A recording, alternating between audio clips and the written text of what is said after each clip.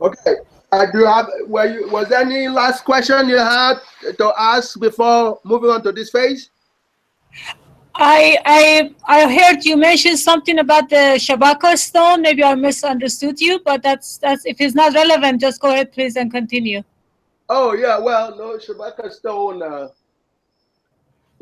has been Pharaoh Shabaka, who was actually summarizing. That has to do with the roaring water waves of Nun as the account of creation by ancient Africans. Okay, and that was inscribed on a stone called the Shabaka Stone. And so that's what I was talking about. And that was part of the presentation on the YouTube that came in 1999, 2000. Okay, and it's been on the YouTube, for a while now. So that's what the Shabaka, in other words, that's part of what the Catholic Church was referring to when they said the ancient creation legends, like from what was called the ancient East, which is basically, Africa and the Mediterranean and all that area, So anyway, so that's what I meant, In other words, the roaring water waves of Nun with a tomb coming out of the waves was inscribed in the Shabaka stone. You understand? Yes. Yes. Okay. Now, so this is again now a problem called the Riemann hypothesis. I know that you're all not mathematicians, so I'm going to be very light and just show you an example. Bless you. An example of the gargot age of intelligence and the fact of zeta sub n is the solution, the fundamental solution for every problem. That's how God, solved every problem through gargot. It's zeta sub n. So this problem is supposed to be very complicated, and it originated from Göttingen University. What John did not, okay, I'm going to bother you now to pull back the Göttingen piece so you can go to number 14 so they get the sense of, I know we don't have a page on Riemann, but at least so we can show that. Okay, it's not up yet. Okay. Can you all hear me? Yes. Okay. Now, so Riemann hypothesis is a mathematical problem that originated from Göttingen University in 1859. When Riemann, this guy called Riemann, who was a doctoral student of Frederick Gauss, the same Frederick Gauss that was celebrated in Göttingen.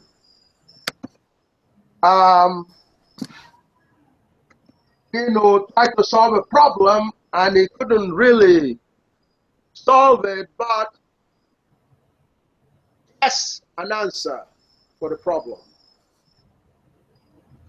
And since then, all the legends in mathematics try to solve it,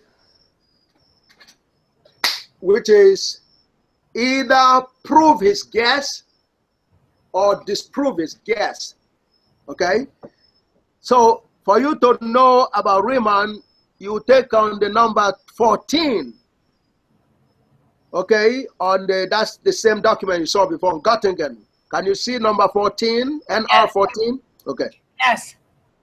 You have Ovidiu Talon and Chen Chang Geometric Mechanics on Riemannian Manifolds. That's a Riemann. Riemannian manifolds. It's named after Riemann. And Riemannian manifold is associated with general relativity of Einstein, which used Riemannian geometry. Einstein used a theorem, a geometry developed in Göttingen to formulate his general relativity theory.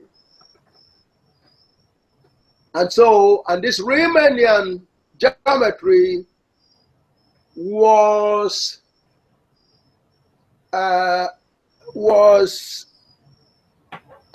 something Professor Gauss ordered Riemann to develop. You know, and it has to do with certain aspects of geometry. But anyway, it has since become so popular. You know, it talks about coordinates and so on. This is a nonlinear coordinate systems that are orthogonal. So the credit to Riemann in this listing here comes on number 14. And he could be in a much better place than 14. But because he transformed on at an early age of 40, he didn't have an opportunity to really mature as much as he could. But he did make an attempt of solving the problem that we're going to be looking at. But I just wanted to know that Riemann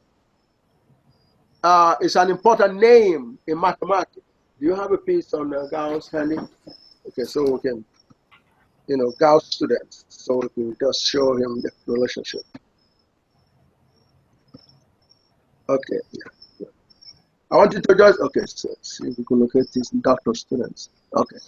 Okay, if you look, can you see what's on the screen right now? Yes. Yes. Okay, you see the doctoral students of Gauss? Yes, it says okay. Early. Yeah, okay, yeah, but to the right, you see, you know, the little thing there that says, you know, doctoral students. I say Johann Lissing. Yes. Okay, and then Christian Ludwig Gerling, Richard Dedekind, who was also a head of math department. Mons Cantor, and you know, but in between that, there's another Christian thing. Let's see here. Yeah, no. Okay, yeah, Christian Peters, and you know, above him is Riemann, Bernard Riemann. Can you see that? Yes. So Bernard Riemann was a doctoral student of Professor Gauss, Frederick Gauss. Okay. Yes. And also from Göttingen University. So he did become a head of math department after Gauss, not immediately, but before David Hilbert. So, and the remaining, so in other words, his work, his contribution has been considered significant enough to be included in the 52 works by placing his work or his credit on number 14, NR 14, as you saw before. Do you understand? Yes. Okay. So that's the person that guessed in a solution called the Riemann hypothesis. And so he could not prove his guess. Guess is what is called a theory, like faith. It's based on a lot of faith. While they're waiting to prove it as a theorem. And so, since 1859, it has not been recognized to be a theorem, and it has not been disproved by any mathematician. In 1900, Professor David Hilbert, listed the Riemann hypothesis as one of the toughest significant problems to be solved, 1900, from Göttingen University. So the Riemann hypothesis not only was born in Göttingen University, but was conceived by a doctoral student, a famous doctoral student of Professor Frederick Gauss from Göttingen. Do you understand? Yes. Okay. And another head of department after Riemann,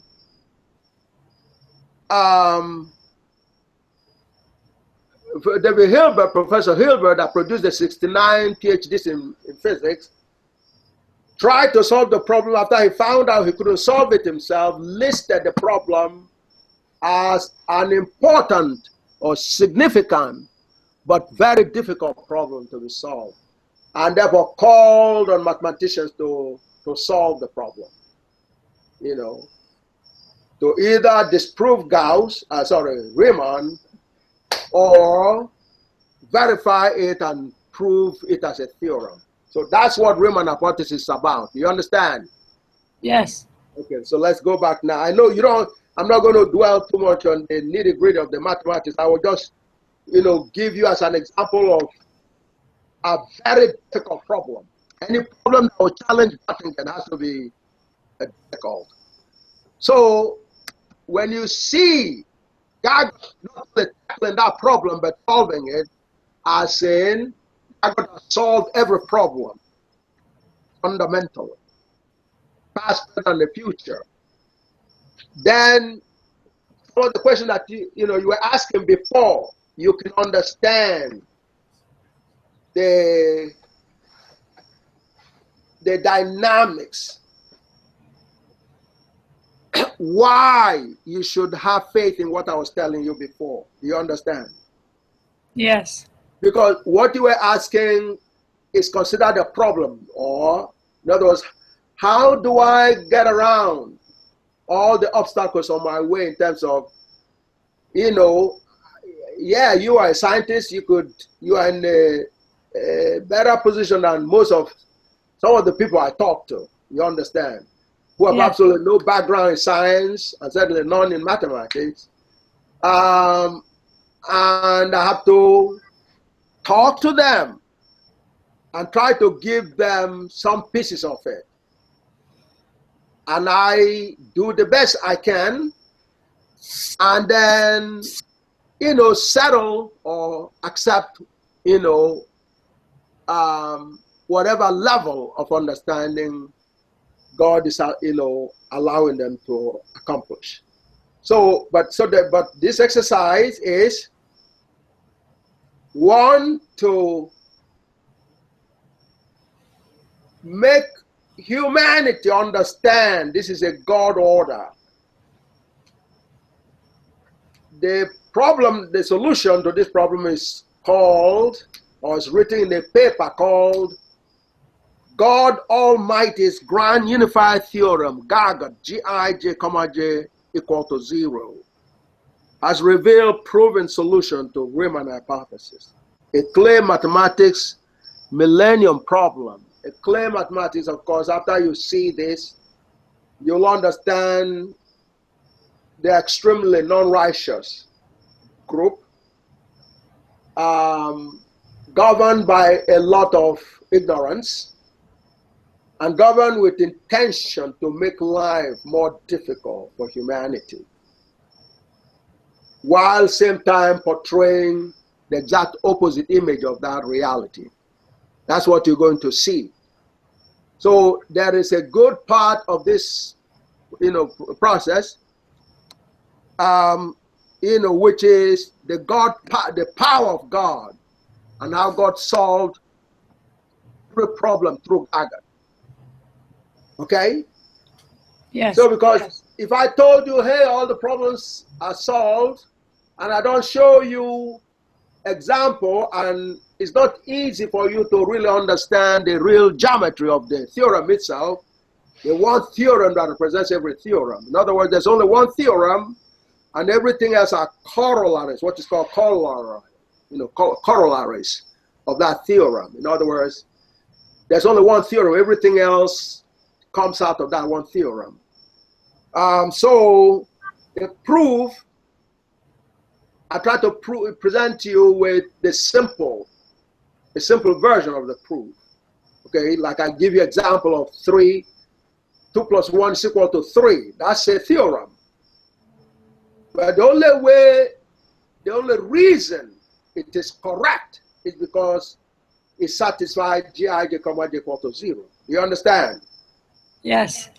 Because it has a Gij, which is 2 plus 1 minus 3 is equal to 0. So if you take a comma of that, which is a change in that, it will also be 0. Therefore, it satisfies Gij, comma j equal to 0. So it's so it's 2 plus 3 is equal to 5. Again, it has a Jij. That satisfies Gij, comma j equal to 0. 1 plus 9 minus equal to 10, the same thing. Every addition that is correct, it's only correct because it satisfies the Gargot equation. Do you understand? Yes. So that means that everything that is real and infallible true, like our own selves in terms of our existence as human beings,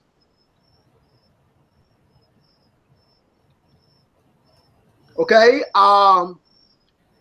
exists because you come out of Gij, comma j equal to 0. Every one of us, that's real. So every correct solution to every problem comes out of the Gij, comma j equal to 0. So the solution to Riemann hypothesis, if it is correct, automatically comes out of Gij, comma j equal to 0. Do you understand that? Yes.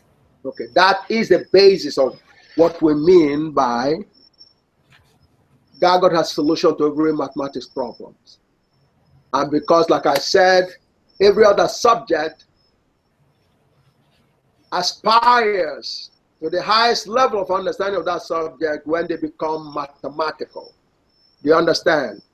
Yes. First, they must be quantitative, and then from that, become precise in terms of being totally accurate. The ultimate is Gargot, which is infallibly accurate, infallibly correct. Okay, so infallible correct solution to every math problem, therefore,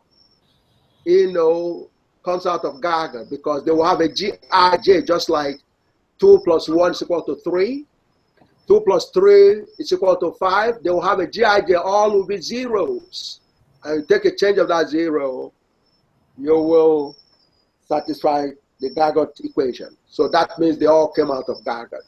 So the solution to Riemann hypothesis, which is the G2j, what we call G2j, must satisfy G2j, comma j equal to 0, which is part of the Gij, comma j equal to 0.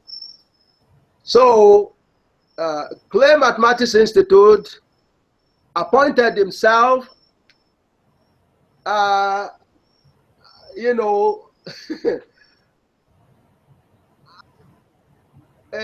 organization that will check the solution or find the solution of this Riemann hypothesis. And they don't have any credential. They claim they are associated with the group of mathematicians. But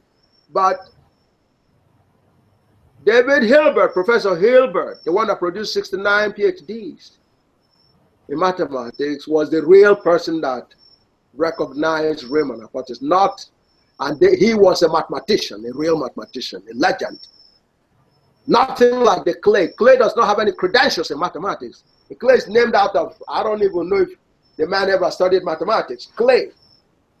So he's not a David Hilbert. And certainly, the David Hilbert was responded to in terms of his call for the solution to Riemann hypothesis that God responded to in 1990 when God give the Gij comma j equal to 0, especially the eta sub n. I'm going to show you how that fundamental solution, eta sub n, provide the fundamental solution to the Riemann hypothesis. So, but the statement, again, I understand you're not mathematicians, but what you have there, so you see the title, and then there's what is called the zeta function. Zeta is just a symbol, okay, a Greek symbol, and it's written like what is I'm pointing out over there. That's zeta, as a letter in Greek letter that is called zeta. Do you understand? Yes. Okay, that's a zeta there. That's where the cursor is a zeta. Yes.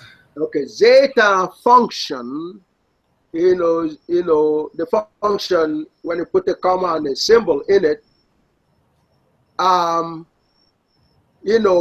says a function of. Okay, that's what it means. And function before, like I was saying, even in biology, you have something similar. When you're talking about a function of an organ, what does the organ do? In reality, what you're saying is, after you study anatomy of it, then you want to say, what does it do? You want to see the deformations and deviations from the static picture that you have drawn, which would define its function.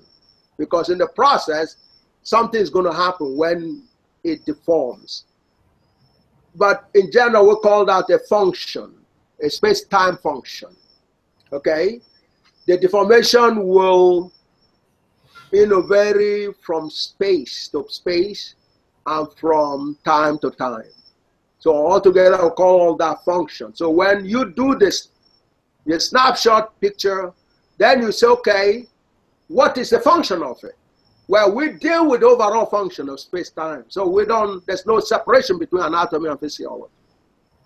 So that's the dynamic. So anyway, so it is that kind of concept, the function of S, that is giving, the thing on the left of the equal sign, and then on the right-hand side is what you call a series. A series is adding numbers, numbers, in terms of the sequence. and when you have that, terminologies like sequence is used in terms of when you have several numbers, and you carrying out operation between them, and then eventually it's called a series. So that's what is called a series or a sequence. So equation 10-1 is what represents the zeta function. You understand? Yes. Okay. Don't really get overly concerned. I'm just doing it just to show you. So S is defined by 10-1, which is what you call an independent variable. Okay, which is a function of, it's independent variable of zeta, but a dependent variable of x and y. Okay, so that's 10-1b. This is how zeta function is written, 10-1 and 10-1b, in the traditional mathematics. But in the Gargotical mathematics, zeta of eta sub 0 is where zeta of s comes from. That shows how global Gargot is. So what happens is eta sub 0, in other words, we're already beginning to tell you that we're already showing you the solution of the Riemann hypothesis already by connecting zeta of s with zeta of eta sub 0. Do you understand? Do you understand? Yes, yes. Well, what happens is you've heard about eta sub n before. Okay, that's the formula for intelligence and the fundamental geometry with which to construct every solution to every mathematics problem. So our first step in getting you going with how to recover the solution of Riemann hypothesis from Gargot is to connect zeta of s equal to zeta of eta sub 0. That means we've determined what kind of n,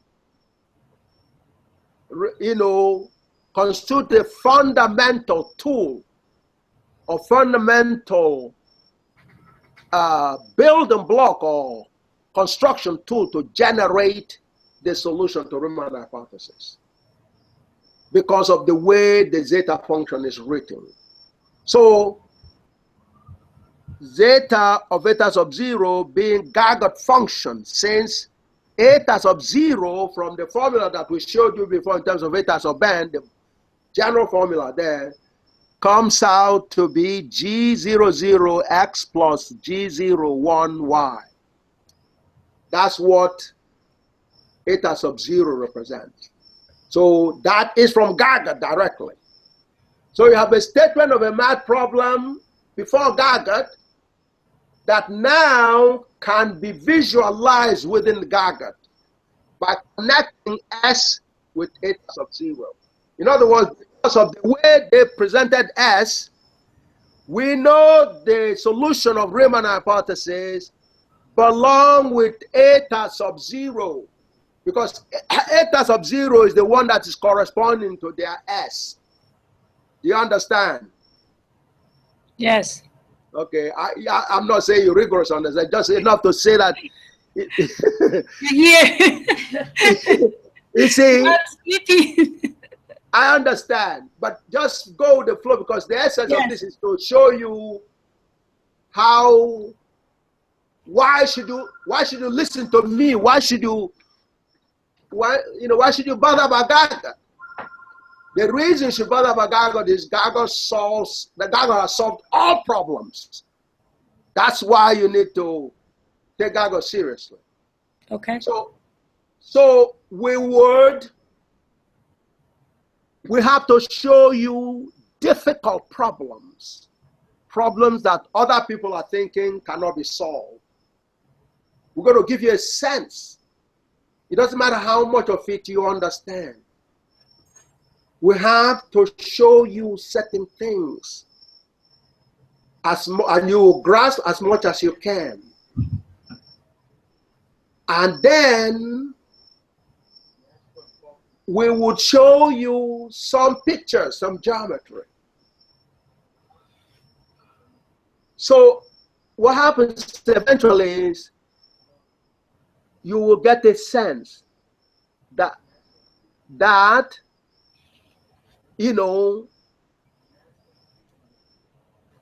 every difficult problem, every simple problem, all problems have been solved by Gargot. And especially one that you could sit down on your chair and hear news and say, well, Joe Blow solved the most difficult problem in mathematics. Do you understand? Yes. So we're going to give you a sense of that. And the journal has part of it for you to keep as for your record in terms of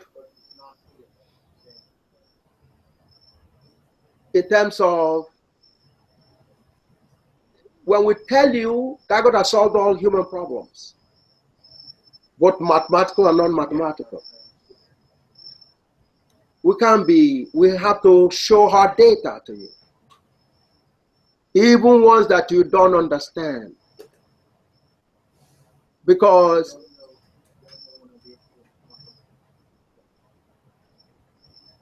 you understand, it's enough for you to have it documented. If you happen to be encountering your friends who are mathematicians, especially enough high mathematics to understand some of this, invite them onto the briefing. Let them come onto the briefing. But we want you, as a person that's going to be counting on Gaga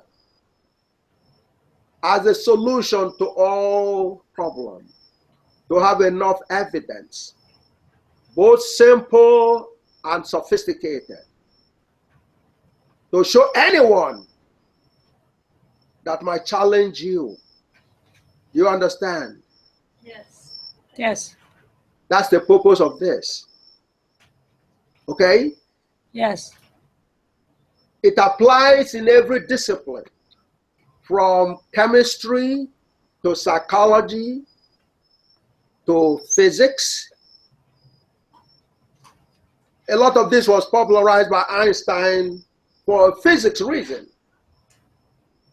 But what I proved earlier had indicated to you is that every subject aspires to understand the field mathematically, quantitatively first and then mathematically, with any level of sophistication of their accuracies until they reach the ultimate, which is gargotical level.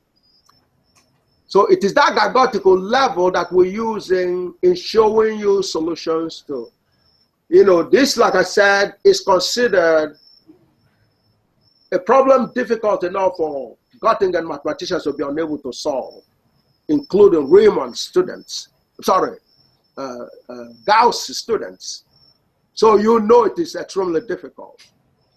What is unfortunate is Clay, that is nowhere in that class of Göttingen mathematicians, is appointed himself as being responsible to verify the solution to the problem.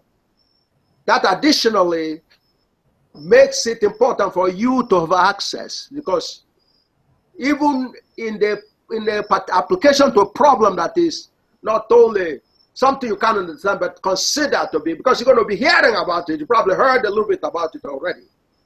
You know, Clay math started out at Harvard University.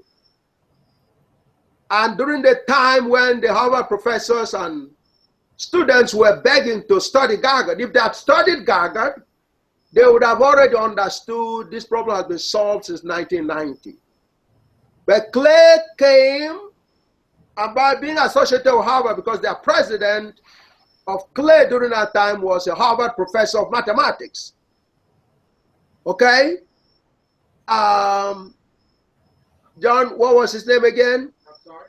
The Harvard professor that was the head of Clay, president of Clay. Arthur Jaffe was his name. Professor Jaffe was on the math faculty of Harvard University. During that same time, they were refusing to teach Gaga in order to conceal Gaga, so that people, they can go and confuse people and lie to people. There's such a thing as unsolved problems. So you have an opportunity tonight, not necessarily as a mathematician, but as a person who has been programmed to be duped by Clay. That's the proper word to use. They set you up to sell you fraud. So now we're presenting you with reality in terms of this problem was solved in 1990. It is part of the infallible Gagot formulation as the one theorem. This is a practical proof of an already infallible theorem that has infallible solution to all problems. So you're going through a journey of reality through Gaga. And the goal is for you as a non-mathematician to give you more confidence. This is an application. In many ways, this is a day-to-day application that we were talking about before. And even though you're not a mathematician, Harvard mathematicians, in terms of professors and students, for them, this is a day-to-day dynamics. They wake up every day thinking this problem has not been solved yet because of Clay Mathematics Institute, part of which we saw earlier on in the piece from Harvard and MIT, where Professor Dmitry Panchenko, see, if they had listened to Professor Dmitry Panchenko, they would have seen this solution of Gargot already. I will not be believing the problem has not been solved. So, like some of the things we talked about earlier, there's a lot of attack on the masses of humanity by evil forces who are trying to perpetrate fraud against humanity. As a matter of fact, it's a crime against humanity. For you, it's on a double level. It's on a two, it's not one dimension, it's two dimensions.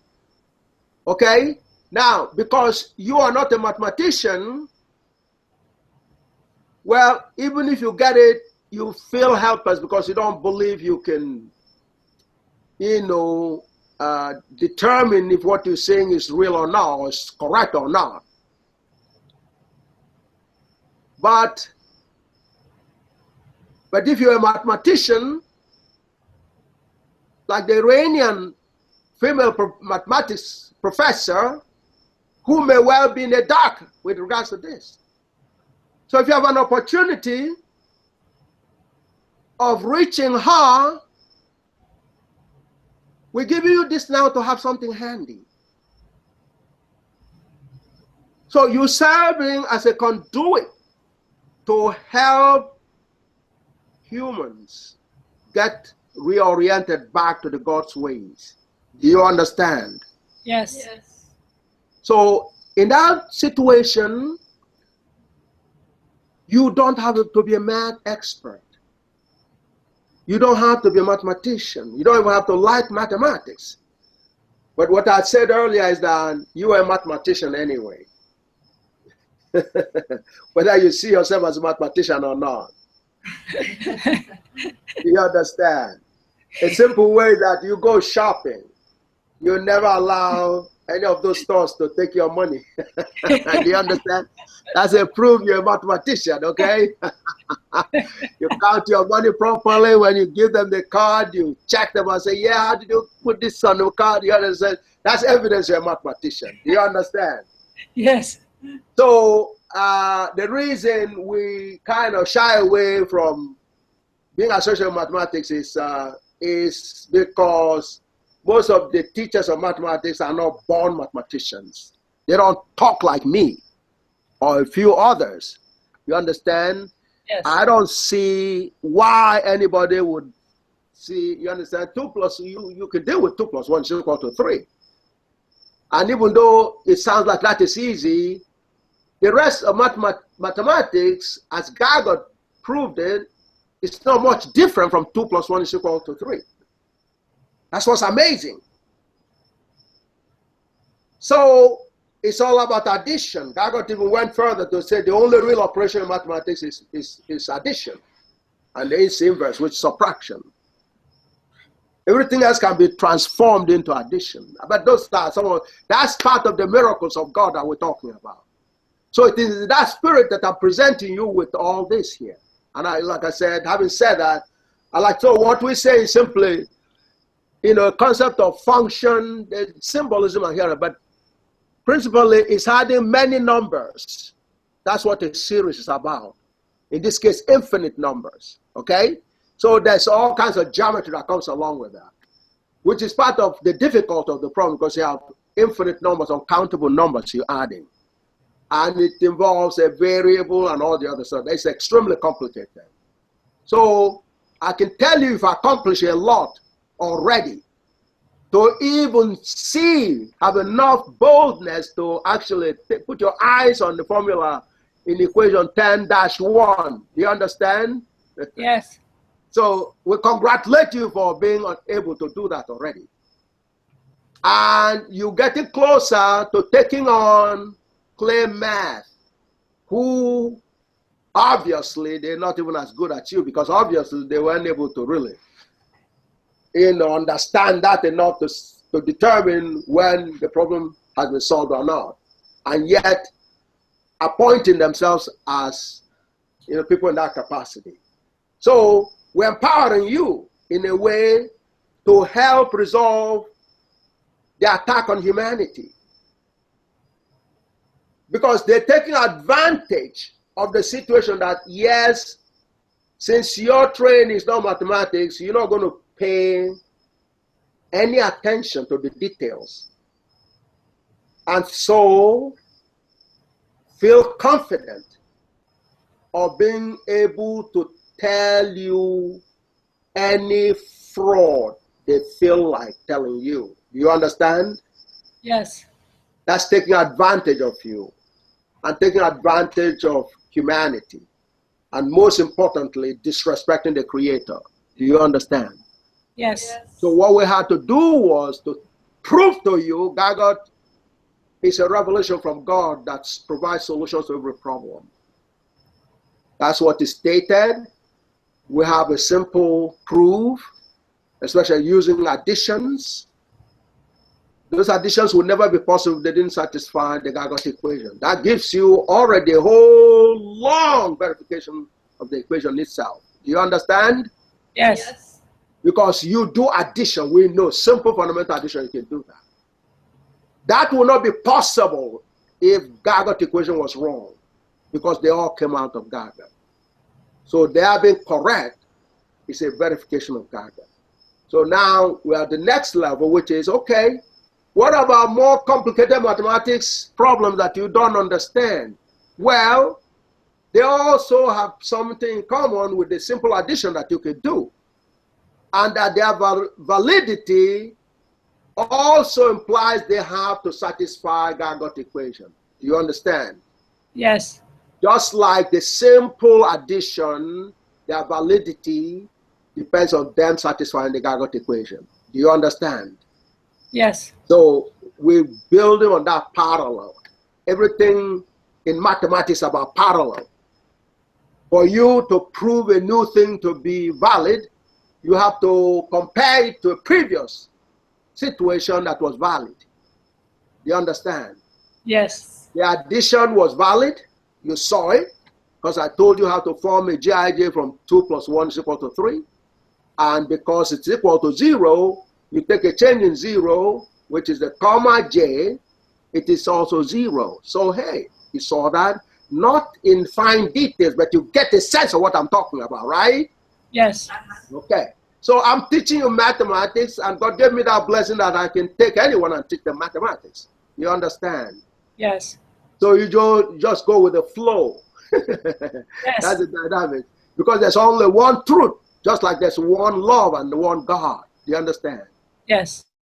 So if you've understood 2 plus 1 is equal to 3, you've understood the essence of God. Do you understand? Yes. Because that's the God's language. And what I'm presenting here is God's language. And the proof, as you're going to see, is the evidence of 0. Anywhere you have a 0, that's that one universal invariant, Gi, which has orthogonal components Gij, and they change. Because it's an invariant, the change is 0. So that's what we're talking about. So don't get turned off by the details. Symbols are things that, bad teachers in mathematics use in turning off most people that, try to come into mathematics. So, so don't worry about it. So anyway, it's enough to say, look, first of all, the zeta, being a Greek letter, turns off enough people already. But that does nothing. That's not really mathematics. That's a symbol. The Greek people use those symbols to write sentences in their language. Do you understand? Yes. So if you spoke Greek and write Greek, that will be less threatening to you. You will be a lot more comfortable. But we borrowed that from Greek, in terms of writing mathematics equations. Do you understand? Yes. So those are not real problems. Those are, they look like the problems in appearance. Okay? And mathematics are sentences that are supposed to be correct, perfectly correct. That's what equations are supposed to be. So anyway, so we have therefore a Gargot function out of which the zeta function came out of, which is when you make it a function of eta sub 0 instead of eta sub s. S is a little part of, this is s here. But that helps because this problem is formulated with s like here, okay, and here. And s is defined by this with that formula.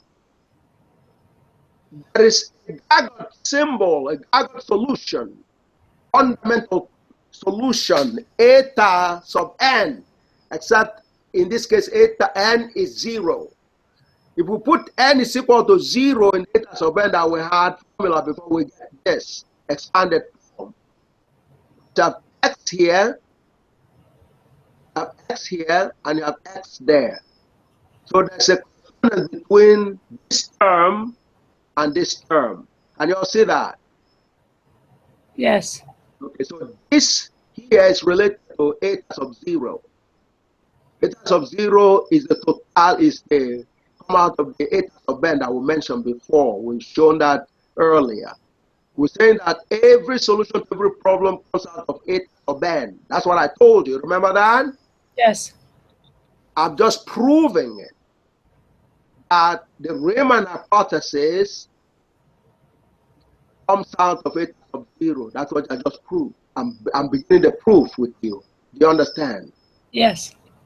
So, in that way, even though you don't understand the mathematics, you begin to see some little bits of it. I say S comes out of eta sub 0 because there's, some things that are common in the expressions. You have x here, and you have x here. You have y there, and you have y here. Can you see that? Yes. Okay, so that's something that looks common. All I need now is, if I want to make eta sub 0 exactly equal to s, then I'll have to make G0, 0, 1.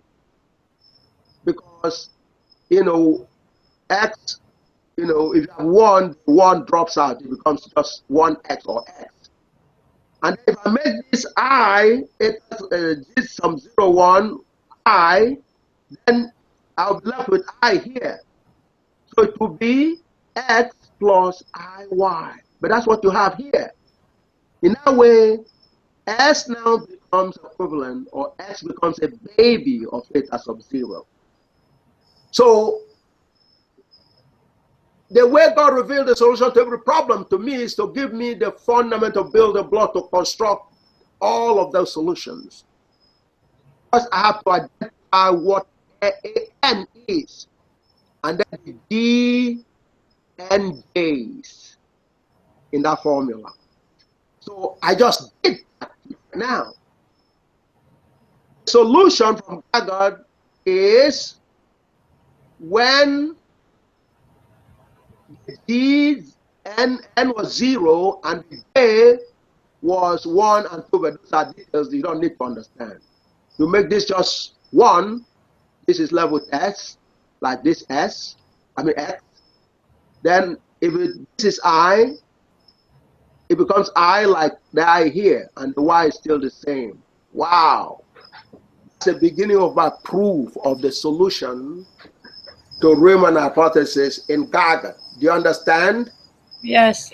Because I'm now showing you how theta function come out of sub 0. That's what I'm saying, because the S comes out of eta sub 0. Eta sub 0 is the mother of S. S is the baby, one little baby of eta sub 0. So when I say all solution to every problem, in this case Riemann hypothesis, come out of Gagot eta sub n, I am trying to verify that for you. Can you see that? Yes. Okay, so at least you get a sense now that zeta function is associated with Gagot, because you saw, although this is expanded form, you had seen eta of eta sub n in general form before. So if you make the n 0, you get eta sub 0, and the other expanded form will follow. So therefore, zeta function is a function that is a subset of the Gagot, solution, or Gagot eta sub n. It's just one little subset. So part of recovering that solution from Gagot includes finding the eta sub n, the building block with which you can construct. If you can construct that, then as far as mathematics goes, technically you've really solved the problem, because you say, okay, if you use this building block, you can construct the exact solution to Riemann hypothesis. Did you get a sense of what I'm saying? Yes. So therefore, the problem solved by revealing G2j, equal to 0 to me in 1990 and present in 1995 is, I'm showing you how that solved the Riemann hypothesis. 10 years, literally, or definitely 5 years. It was verified after 1995, when it was presented to high class, the highest level of mathematicians, okay, including head of math department for Stanford University, former head, and his paper, that particular guy, Paul Garabedian, Professor Garabedian, is in the journal that we're going to be shipping to you this coming week. Okay? Yes. You're going to see the solution, you have it handy. Okay? Because you can prove to them that you attended the Gagot briefing about what the miracles that God has done in terms of providing all solutions to all human problems. Do you understand? Yes. Okay, you don't have to understand every detail. You just need to have some very, some aspect of the connectivity. In other words, eta sub n is from Gagot. That's as much as you need to know. That's the formula that we showed you in the morning. It says eta sub n. If you make n 0, it's a special form of that eta sub n. But you can see the connection between S, which is the Riemann hypothesis problem, and eta sub 0. Not eta sub any other n, but eta sub 0 specifically. That says that Riemann hypothesis is a subset of Gagot. And now we're beginning to show you how to use this building block from Gagot, which is what is called fundamental solution to all problems, but this class of problems, like the Riemann hypothesis, from the Gagot solution that's already given and proven. So that's what we're doing here. You now got some kind of sense of what I'm talking about now? Yes. Okay. And what Riemann did with this is, he says, well, the solution of what is called the zeros of eta function will be when x is equal to 2 here, and then y is many, there are many y's. That's what Riemann guessed, okay, as the solution to the Riemann. This is what is called the Riemann hypothesis. So the thing is now to prove that to be correct or disprove it, okay?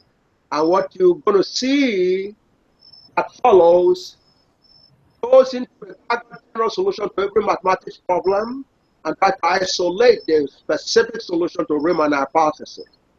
That process has begun when I said identify the end of the general building block for all problems, the solution to all problems in mathematics, and say, okay, for Riemann hypothesis kind of problems, the n must be 0, because out of 0 comes s. When n is 0, you get s from that. That's the rationale. So the proof is already beginning that God already has this solution 10 years or at least 5 years before clay came into existence. Do you understand? Yes. Okay. John, I need you here to get back now to the next page. That's all you need to understand. And if you can ask question, hey, praise God. Otherwise, I'm celebrating already that I've gotten you to the point where, you know, our goal here is to show you that God has solved this, the toughest mathematics problem, since 1990. And the actual publication is what you're going to see right now. The title of the paper, let's throw in on the title so you can read the title. Okay, that's the title there. We read it before. In other words, God Almighty. And what God ordered me to do here is that if you're not a fraud, you will have a lot of respect for your parents, your mother and your father, right? So God is the ultimate father and mother. So if you have respect for your father and your mother, you will have respect for your creator, God Almighty. You understand?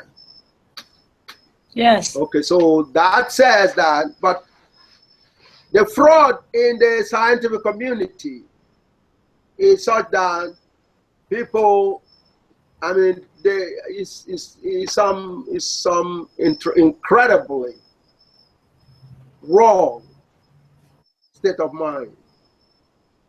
Like I was saying earlier, nobody disbelieves life, even though they didn't know what it is before Gaga.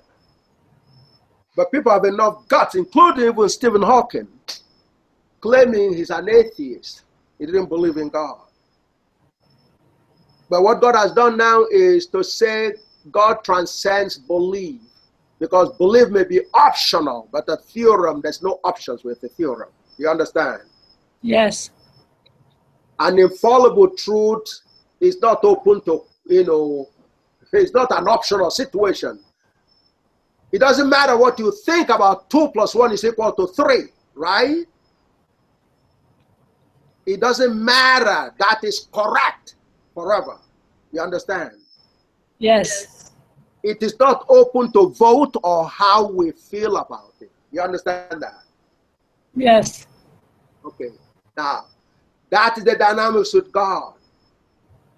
So, people are trying to be simple-minded, which is why we have so many problems.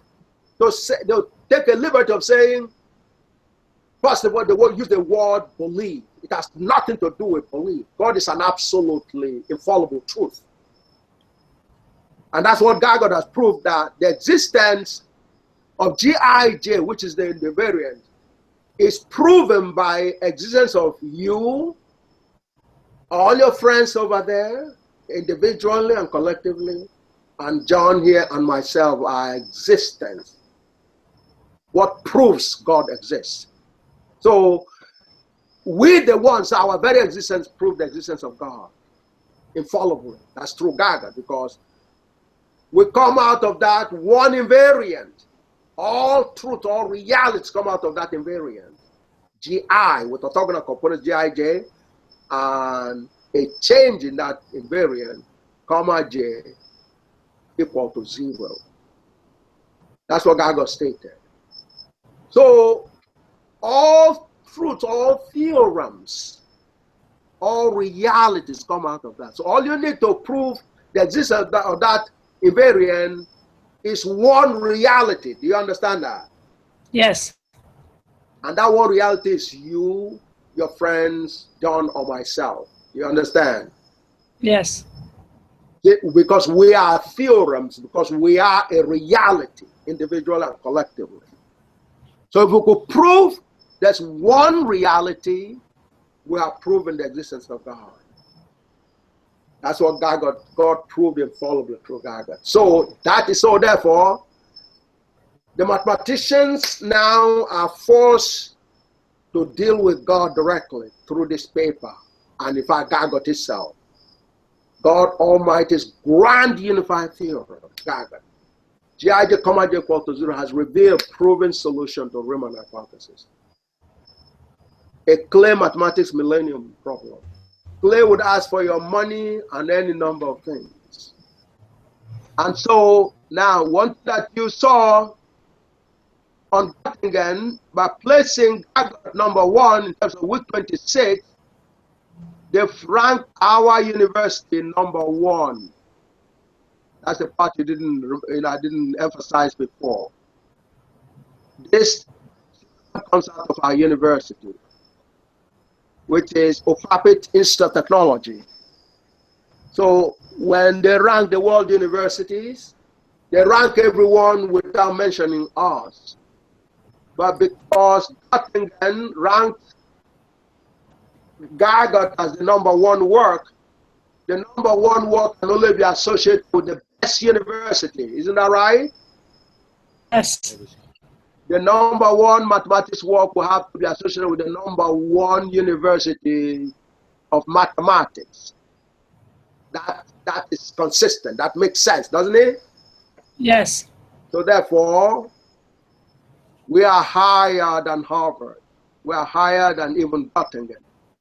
Our university was number 1. A Russian university was number 2. Number 3 was Göttingen University.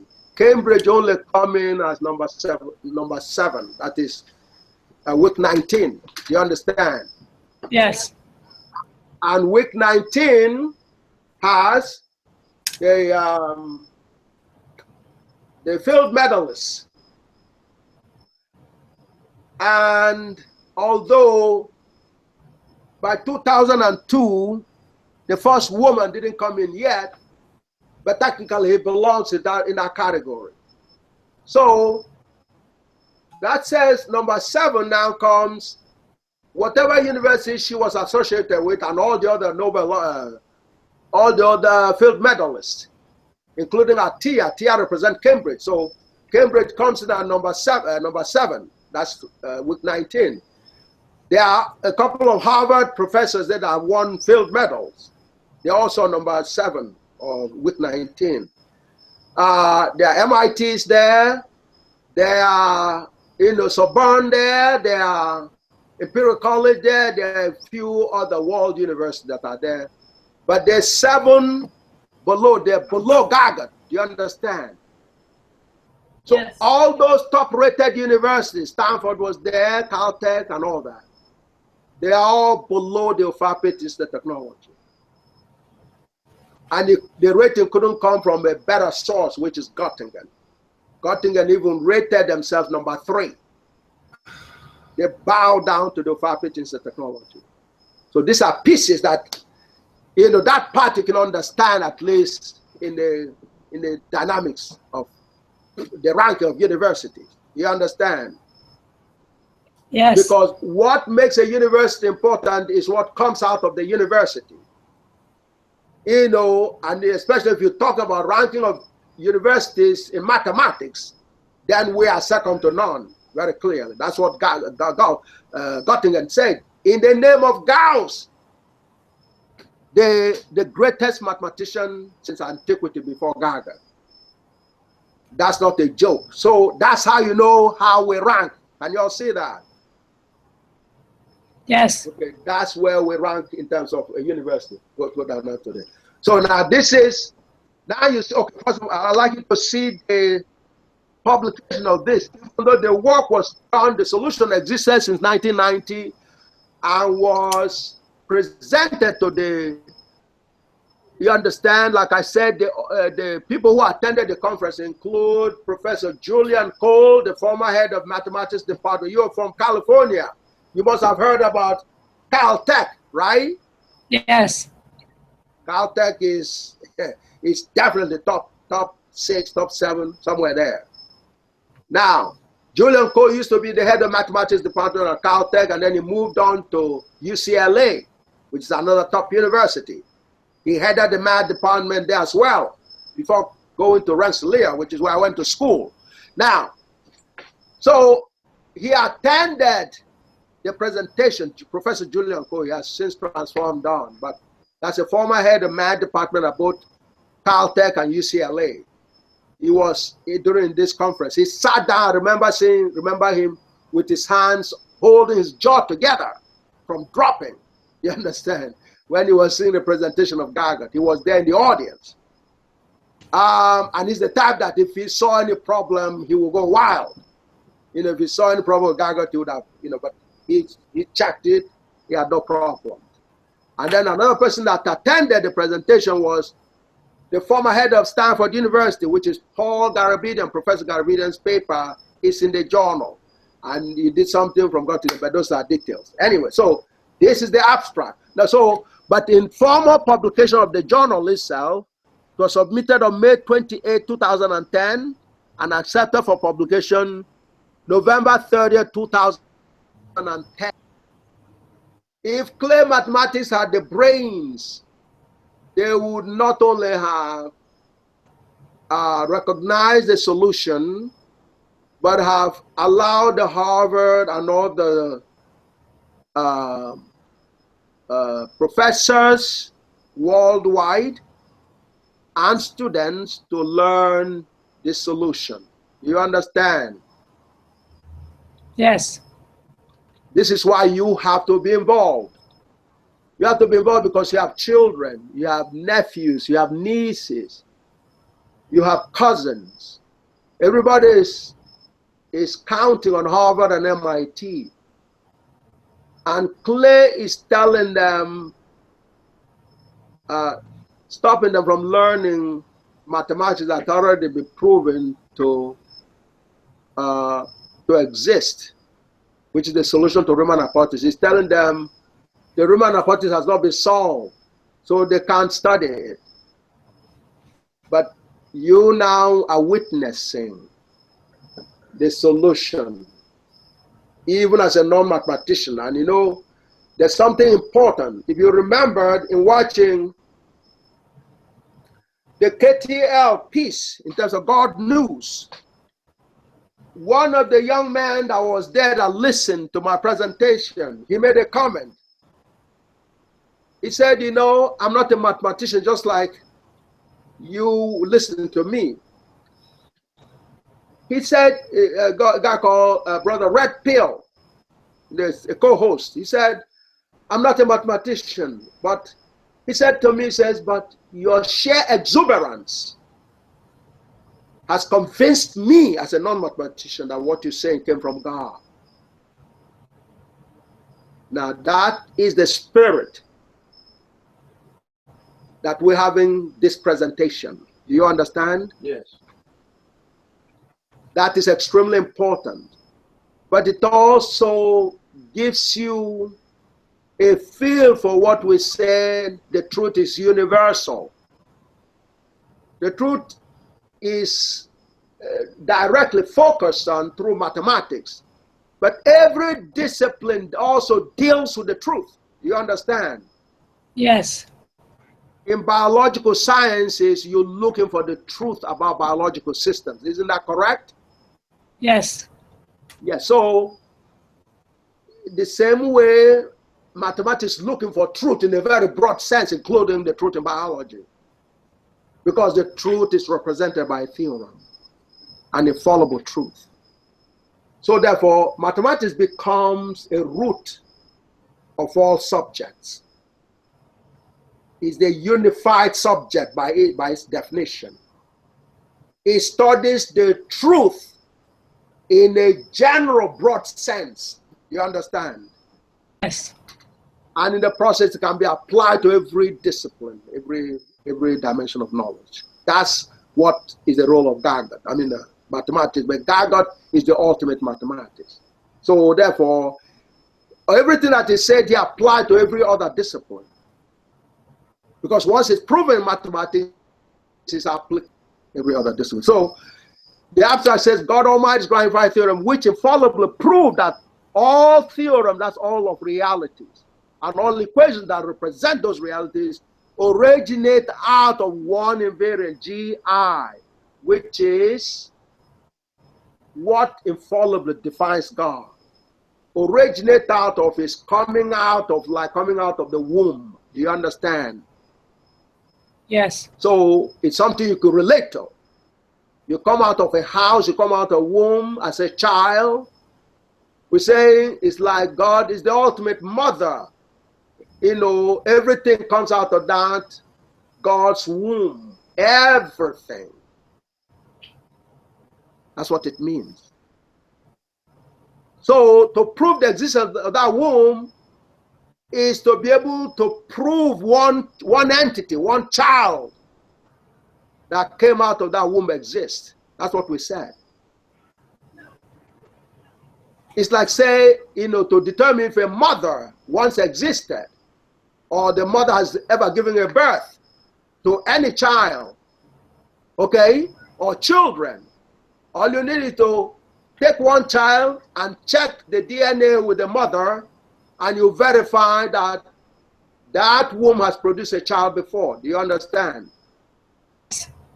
And therefore that womb exists and has produced a child. That's what we're talking about. That's how simplistic the proof in the general terms can be reduced to. So anyway, so that one invariant is God. That's where all truths come from, all realities come from. Having a orthogonal G2j, orthogonal components, and a divergence of G2j, J equal to 0. So, if all you did in this piece is to put your eyes on the next line, which is the Gargot invariant, that's the G2j, in this case it's called G2j, that comes from God in terms of the solution to Riemann hypothesis. In other words, the Gargot has revealed and proven the Gargot invariant, G2j, that's the next line, which is equal to, I know the symbols bothers you, I'm going to read it quickly. But I like you to touch it on your screen so you can convince yourself you're seeing something that has been presented to you as the actual solution to Riemann hypothesis. Can everyone now see the formula larger? Can you see the formula? Yes. The G2j is the invariant. When I told you G2j's solve every mathematics problem, past, present, and the future. I know if you had an opportunity of challenge, okay, let's see your G2j for Riemann hypothesis, right? Yeah. If I'd come around and brag and tell you, hey man, look, I got solved every problem, man. I say, oh yeah? How come Clay said, Riemann hypothesis has not been solved yet? So I say, oh yeah? Okay. Here is the solution. You understand? Yes. So please put your finger on your screen and go over G2j of eta sub 0. And go through right on to the end. That is the solution to Riemann hypothesis. This is important because the question that you were saying before in terms of how people go into despair, these are part of the dynamics of how people get into despair. You understand? Yes. So, coming along with me in this journey in the minimum is important because of that. You ask me, Gia, how do you get around going through a difficult world with such a huge godly mission? You are coming with me on that journey right now. So in effect, you're saying, how could you stand a clear math that says this formula does not exist? Can you see that? Yes. That's the question you were asking me earlier. You have an organization that is self-appointed, that is telling the world G2j does not exist. And it has existed since 1990, recognized 1995 by the legend mathematicians, including the heads of the top 10 universities in the world, with, of course, Stanford being the top 2, is the second to Harvard only. The head of the math department attended that conference. His name is Paul Garvin. His paper is in the journal that you are getting. You're getting a list of legendary stuff. If we were to charge you money, you won't be able to pay it. You have to sell your house to pay for the journal that you're getting. Because the content is associated with legends, absolute legends, including Professor Paul Garabedian. Being a head of math department at Stanford was not the only legend about Professor Paul Garabedian. Did you know that? No. Professor Paul Garabedian obtained a PhD in mathematics from Harvard University at the age of 20 years old. Do you know that? No. I see. You're getting a piece of his work in the journal that we're giving you along, with this briefing. Do you understand? Yes. So the package that you're getting, you don't have enough money to pay for it, really, in reality. It's, when you indicated, John told me that you indicated. So the only way you could make the payment is to agree to the terms that we talked about earlier, that you're going to be rising on to the higher grounds, to put your focus on glorification of the Almighty God. And on that basis, you can now begin your journey of trying to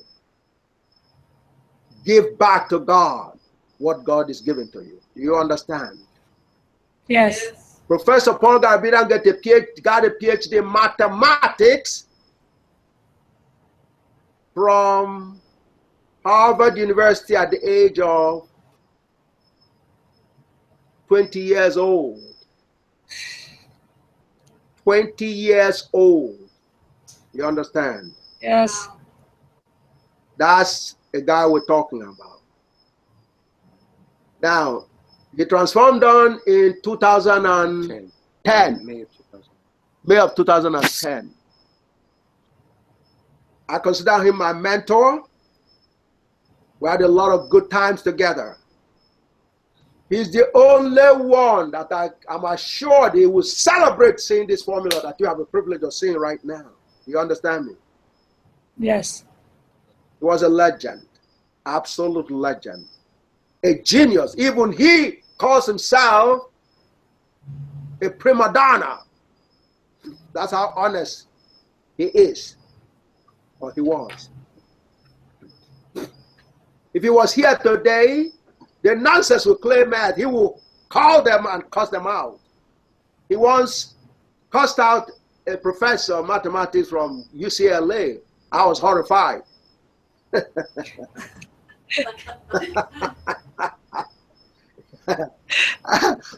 I'm telling you, he demolished him totally. He actually demolished him. It's unbelievable. That's who we're talking about. And he made a comment about me that will shock you in light of that.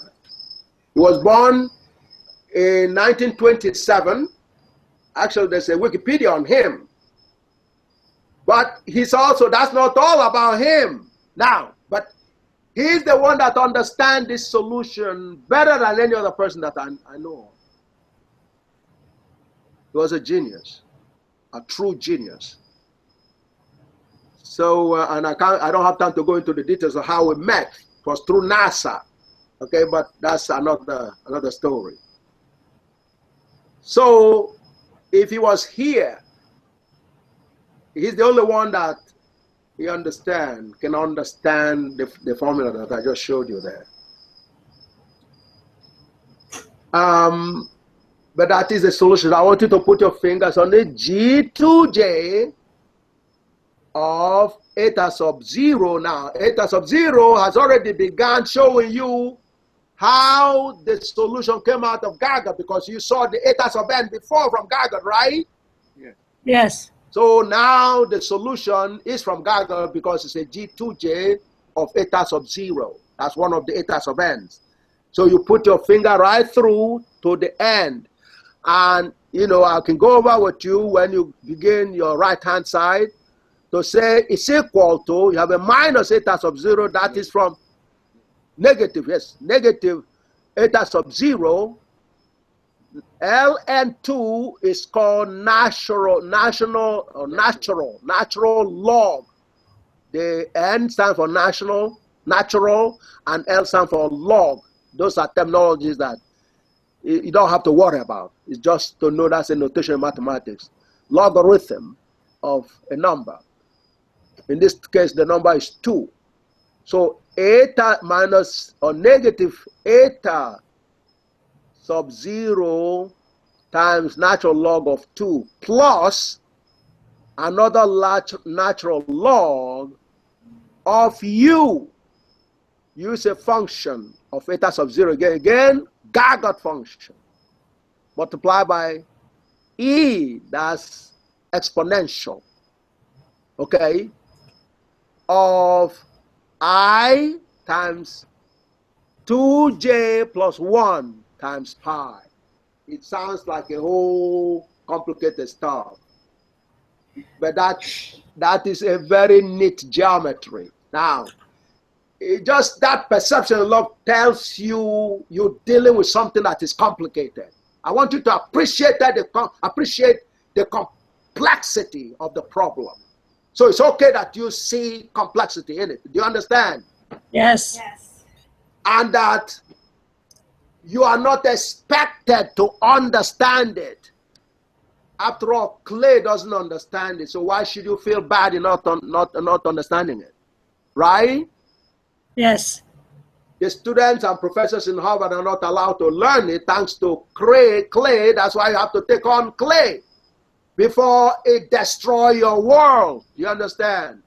Yes. Clay is a fraud because they're pretending this does not exist, and here you are face to face with it.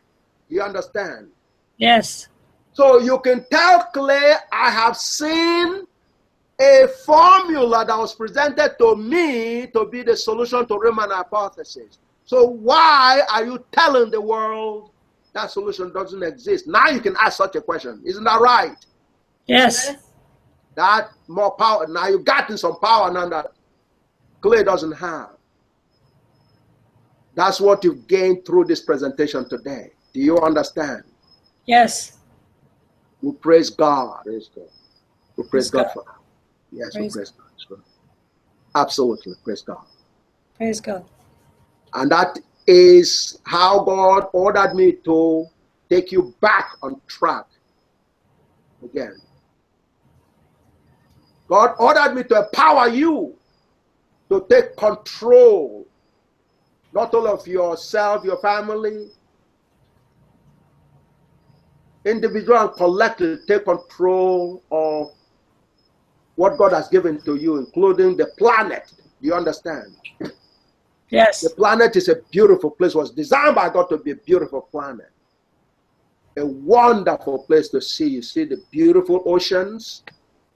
You see all these wonderful things. It's supposed to be more of that. You see beautiful smiles on the baby faces and other human faces. You're supposed to sit down and have a ball and have fun. You understand? Yes. But bad guys are not allowing you to have that. And you're supposed to, go into despair and develop anxieties and develop high blood pressure and transform on. That's the plan of the evil forces. Ignorance is associated with death. Do you understand? Yes. Ignorance is the only reason we are sick. and what leads to death. Ignorance is that. That's what clay math represents. So clay math is jeopardizing your whole essence, your whole reason for existence, which is you are not supposed to be sad. You are not supposed to be burying people. You are not supposed to have any business being sick. And here you are surrounded by nothing but all of those. You are overwhelmed with it. Do you understand? Yes. And you're giving the impression it is not only unavoidable, but they believe it is necessary. That you have to go through that and then transform on before you can see peace. And yet, peace exists right here, and they're refusing to allow you to engage that peace. Do you understand? Yes. That's why God sent me. What I'm giving you right now is peace. Because peace is constructed with G2j's, that is infallible truth. You understand? Yes. Peace is truth in itself because it's ushered in by God. That's what peace is. Love and happiness, all these that are God given. And God did not say, gee, when you're in certain dimension, you're supposed to be sad or be happy, or be unhappy or be sick. God did not say anything like that in our deal with God. Do you understand? Yes. Most children come into this world nice and healthy. Their constitutions are beautiful and everything. The birth defects come as a result of people like clay math. People who do not understand appointing themselves as people who understand. And we surrender our lives in their hands, and the rest is horror. Do you understand? Yes. Ignorance and lies are what are responsible for death and, poor quality of life. All come out of ignorance and lies. Do you understand? Yes. If Clay has allowed Harvard to allow the students to study Gaga, they would have already known the Riemann hypothesis existed. Because the students were there around 2003, 2002. They were, they were told this, the document that we showed you happened during that time. But Clay was in Harvard University during that time and was telling Harvard to not allow the professors to study Gaga. So people are kept in the dark.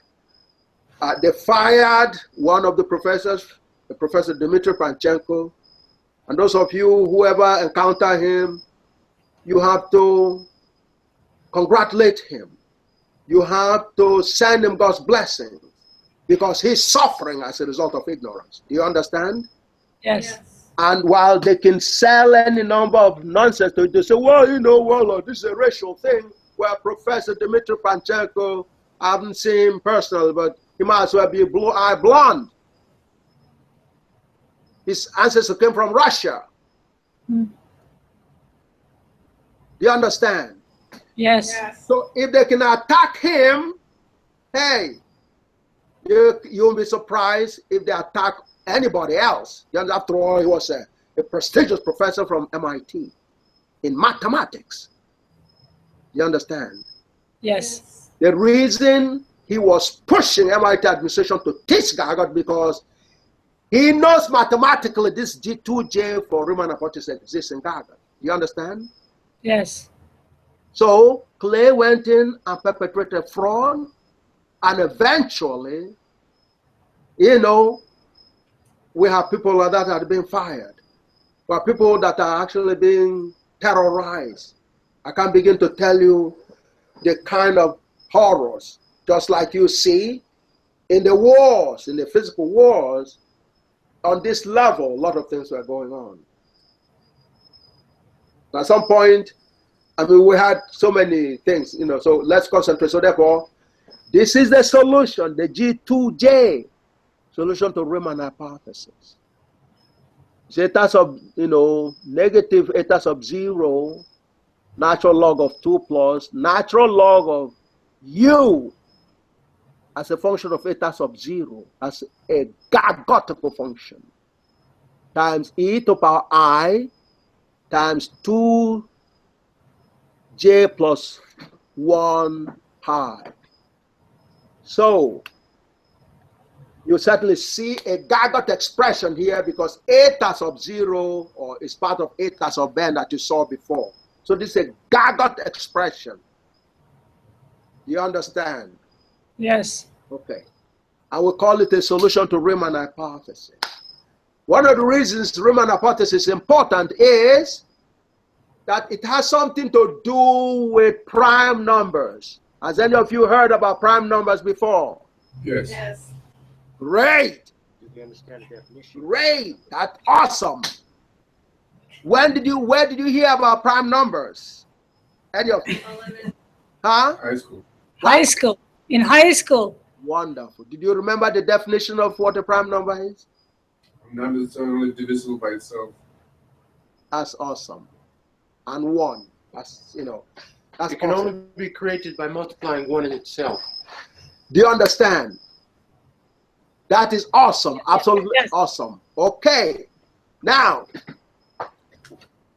so the reason the zeta function and the Riemann hypothesis are important is because they somehow found prime numbers in the Riemann hypothesis. You all understand? Yes. The Riemann hypothesis, in terms of prime numbers, are important because they're a very valuable tool in computer securities. Do you understand? Yes. Because prime numbers are hard to come by, especially large prime numbers. Their combinations are used to lock up and hide security codes for computer operation like passwords. Do you understand? Yes. That is why prime numbers are very important. So if you get a very large number of prime numbers, it's very hard for hackers to go in and break into your password, and more seriously, to break into the computer code that operates the air defense systems, like the missiles. Do you understand? Yes. The missile commands are, are protected, are hidden using prime numbers. In encrypting the system with prime numbers. Do you understand? Yes. Therefore, that's what makes prime numbers extremely important. So that's one of the reasons why the Riemann hypothesis is also very important. Do you understand? Yes. So now, I claim to you, although it's a verified theorem, it comes from God, because the G2j is actually 0. That's why this is called an invariant. Now, but look what I have in there. I told you this is a solution to Riemann hypothesis. One of the things, if it is a solution to Riemann hypothesis, is that you should be able to see prime numbers. You understand? Yes. Because the importance of Riemann hypothesis is related to prime numbers, and because of the importance of prime numbers in computer securities, it makes the problem of Riemann hypothesis a very serious problem. Do you understand? Yes. So I present to you what is a God solution to Riemann hypothesis, which clear math is stopping you or blocking you from having access to it. So when you call Professor Glover, the night you made the call. I don't think, or perhaps you can tell us, what motivated you to make that call? I listened to one of your lecture, and you just it was very difficult to find you and through the internet, and you were giving the phone number, and I was in such a awe and shock. I'm like, I was doubting, like maybe my mind is playing tricks on me. I'm like, I need to dial this number right now, not realizing this is New York time and they were 3 hours ahead, which was, I think it was around 2 o'clock. So I was in shock that there's an actual person is answering the call on the other end and was just telling me all about it. And I'm like, this is just too good to be true. It's like the movie Matrix, right? It's a million thoughts went through my head. And it's been only, 4 or 5 days that I've been introduced to your work and jumped in and telling my friends about this. And I think we're all losing sleep over this because it just, the material is so fresh and we can't get enough of what you have to say. Well, we praise God. We definitely praise God because but that's why God is the center. There was another lady, she was further away from you, who had a similar experience. She made a similar call from Hawaii.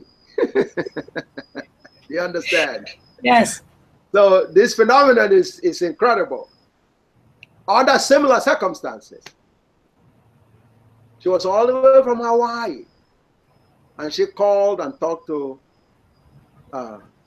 Professor Glover, John Glover, on the same thing. And while she was calling, we were preparing for, a broadcast. She had no idea. She called under the same circumstances that you did. And she was calling the same kind of shock that you got, because she wasn't even expecting. She didn't know she was even calling the right number, all the way from Hawaii. And when John picked up and began to talk to her, and she was saying,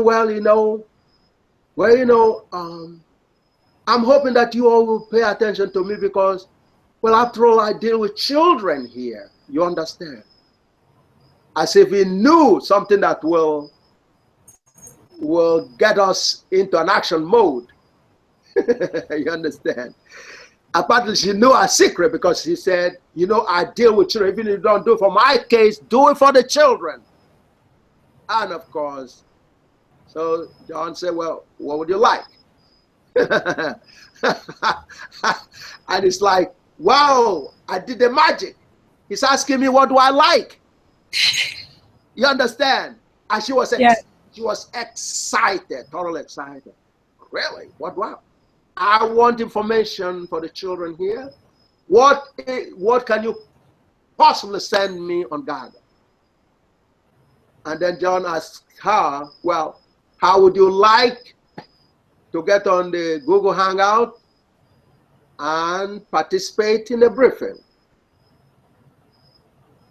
And she said, just like you said, no, you're pulling my legs, right? She couldn't believe it. You understand?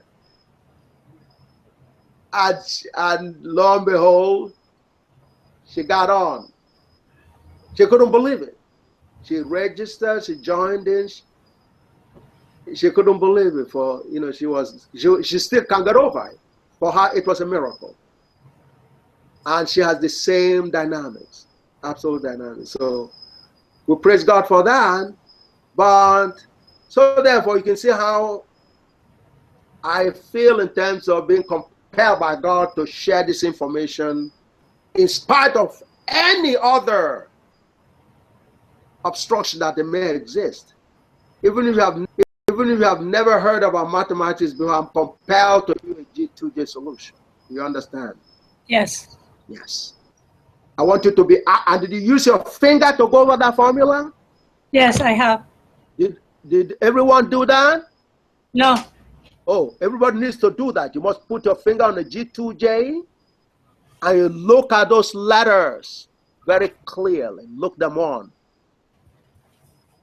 You know, most of the problem there, because the Greek letters like eta sub 0, well, that's the notation in mathematics. So don't allow that to disturb you.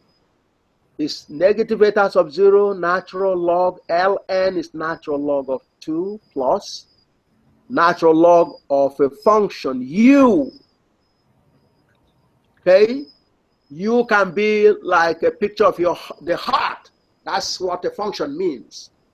Okay? In biology, a picture of a heart. Okay? How the heart functions, the function, how it deforms and the blood is pumped. You understand? That's what the function is like.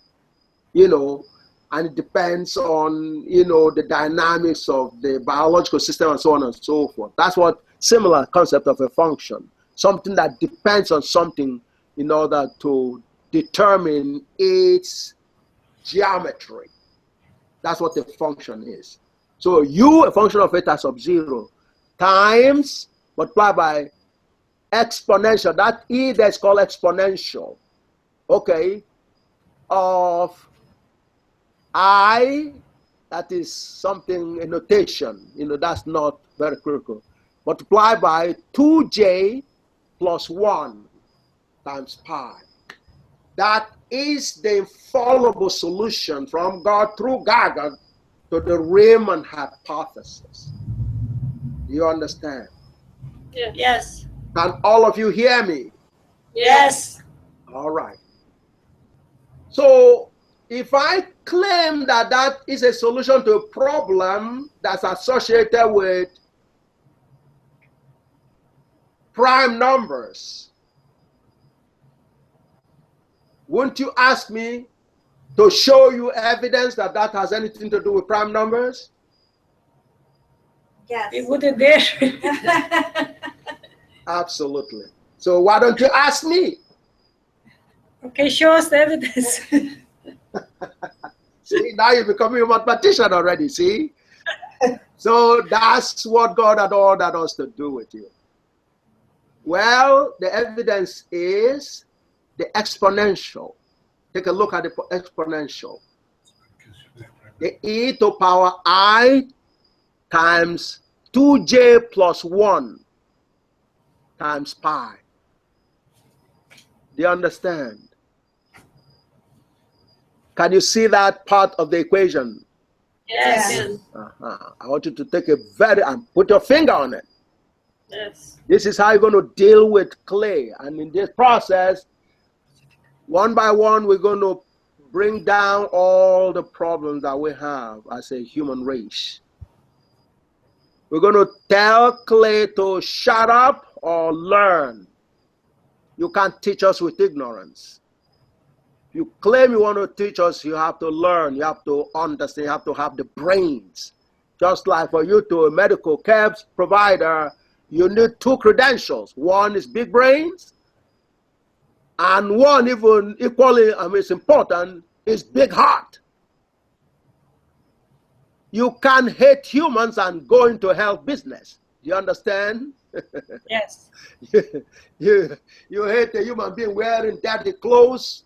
You can't take care of such a person. You understand? Yes. Just like a mother and a child, you understand? They have to be able to transcend, dirty diapers for them to be able to take care of their children. You understand? So therefore, the same thing is required of, you understand, you have to be like a mother. You have to learn the skills of a mother for you to be going to a health problem situation. Professor, could I ask you a psychological question? Okay. If some of us didn't have a very good relationship with our mother, like a childhood trauma with both parents, yes, would that be possible to have a positive relationship with God? If we weren't nurtured as a child, yes. Is that more difficult to be able to make peace with God? Yes, it would be, but Gagotical, you come around. Because a mother is created by God. The mother is created by God. And the kind of trauma that is coming, that we're seeing in terms of, and it may not even be with the mother directly, could be something in her own past, maybe her own mother, maybe her own grandmother. Do you understand? They've experienced it, sometimes it pops up in a particular generation. Because mothers are created to be mothers. You understand? And where you see a situation like that, if you dig deep, you see it wasn't intentional. It was a fluke. It was not. That's the only way we could have survived as part of humanity. You understand? Yes. If most mothers are bad mothers, there won't be humanity. It will not be possible. So those are exceptions, and that's a place where you either dig deep to find out the reasons behind it, or you give them the benefit of the doubt. Because mothers do miracles, absolute miracles. And, the fathers have their own role, don't get me wrong, because you understand, but not into specific details as the mother. So mothers are very well. The proof in this society, for example, is, there are Mother's Days, right? In every year they celebrate the Mother's Day. But they do they do also celebrate the Father's Day, right? Yes. Yeah, but the Mother's Day is far ahead of the Father's Day any given year. I mean, you understand? People have to be reminded to remember the Father's Day in many situations. But the Mother's Day is automatic. It flows like, so. So therefore, that's a proof, that testament. But in your answer to your question, yes, it's going to be more difficult because the mother is a closer symbolism of God in terms of, especially at the baby level. The baby level, the mother, you understand, is more clear and evidence for us in terms of the godly love. Because the mother is the one entity we can count on. When everybody rejects us, do you understand? The mama comes around, comes through. You understand? And so if there's an unfortunate situation where a child and a mother did not have that relationship, that would be considered, there will be a logic behind it. That much I can tell you. You understand? Yes. So, and Gagotica, we can detect it because that's not natural, absolutely unnatural. You understand? Yes. But I can see how that will pose a challenge, to every child that has that experience. And that will be a very, very hard experience, extremely hard. Because that's the one entity that you can count on for 99.9% of children. So, but I can see how much of a challenge that would be a tough childhood for such a person, But that could be overcome gagotically by getting into Gaga. You understand? So pass on the Gagot information to such a person. And this will be the best therapy because, you understand, once you understand the God concept, I'm talking about the infallible God, the real God. That's the ethos of infinity. You understand? It's a building block for that, that God.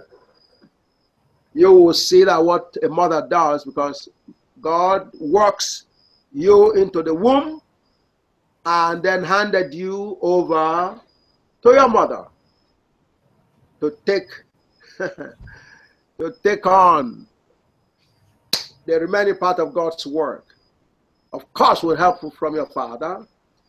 I can tell you a story about reading about a mother, a young mother. And it was in the early days of the dynamics of AIDS. And she was told, it was like I did, the early days means that it was a death sentence when you told you have AIDS. You proved positive. You tested positive for HIV. So lo and behold, this young mother who has been taking care of her children and everything, God went in for a test and everything else, and she was told, well, you test positive for AIDS. And during that period, it was a death sentence. It means, hey, you understand, go and try some caviar. You have only a few days to live a life. You understand? So that was dropped on her. And so not only did she survive from the doctor's office, she came home and he told herself and her family that AIDS can take a walk. You understand? This was a true story. This actually happened. He said, AIDS, take a walk and take a hike. Because she said, you can't do anything with me until I'm done taking care of my child. You understand?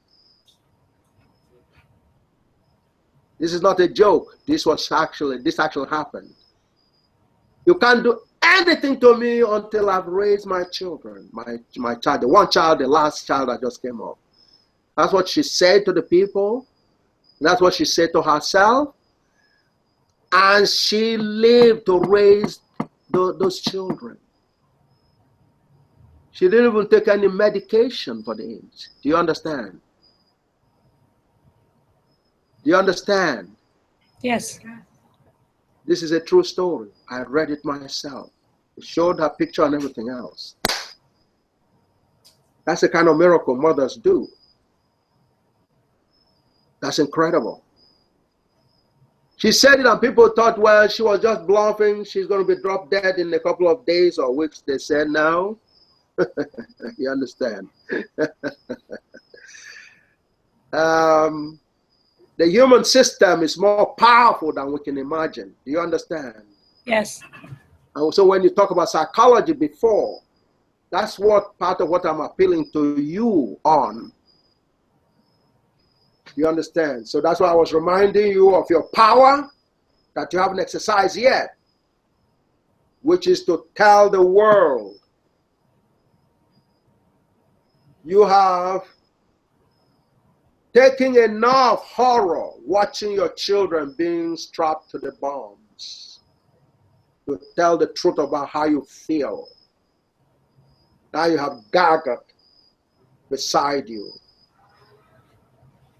Because Gargot has proven the holiness and eternity of life. So you have been taking a lot of abuse. My mother went through it and transformed and succumbed. So she speaks for you and the rest of the mothers. But for some reason, you have been constrained. You couldn't even express it. You just watch it and you kept quiet. Or you talk a few things among yourselves. If there's nobody else you can talk to, you know. The people who are responsible did not know how much you had to go through in those 9 months. So you are simply suffering in silence. You're keeping quiet. You're pretending, that you understand all those sufferings are okay, even if it comes to a level like this. To be ignored and disrespected all the suffering that you're going through. So you can't even have a luxury of saying, hey, you all don't understand. I understand because I experience it myself. And I know how every mother feels. Martyrdom has its place, but it's not with innocent children. Do you understand? Do you all understand? Yes. Yes. The people that are strapping them to the bomb are responsible for the killing of those children. They are destroying those children for their own dumb lack of understanding, which is something they need to work on. If they sacrifice themselves, it's one thing for their own cause, but to take somebody else's life, especially the life of a baby, is wrong. Totally wrong. Those babies didn't create that problem. So their mothers are pretending it's okay. It is not okay. They don't feel it's okay. And God has been speaking on behalf of those mothers. A letter has been sent to the Catholic Church. I guess they're trying to, recover from the letter that you saw today or the interview that you saw today. We haven't seen a response from them yet. They're supposed to have the right to life. They don't see the children being strapped to the bomb as part of the right to life. Isn't that inconsistent? Yes. Yes. So you said, okay, give birth to the child.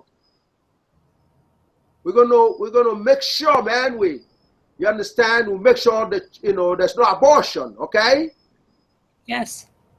But as soon as the child is born, a few months, a few years, they strap them to the bomb. So what have you accomplished by stopping abortion? Do you understand? Yes. That is inconsistent. So if you have a right to abortion, rights for life, then you should stay consistent. Because a child at birth is not too much more from a child at 7.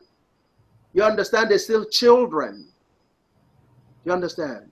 Yes. So we see a lot of inconsistencies.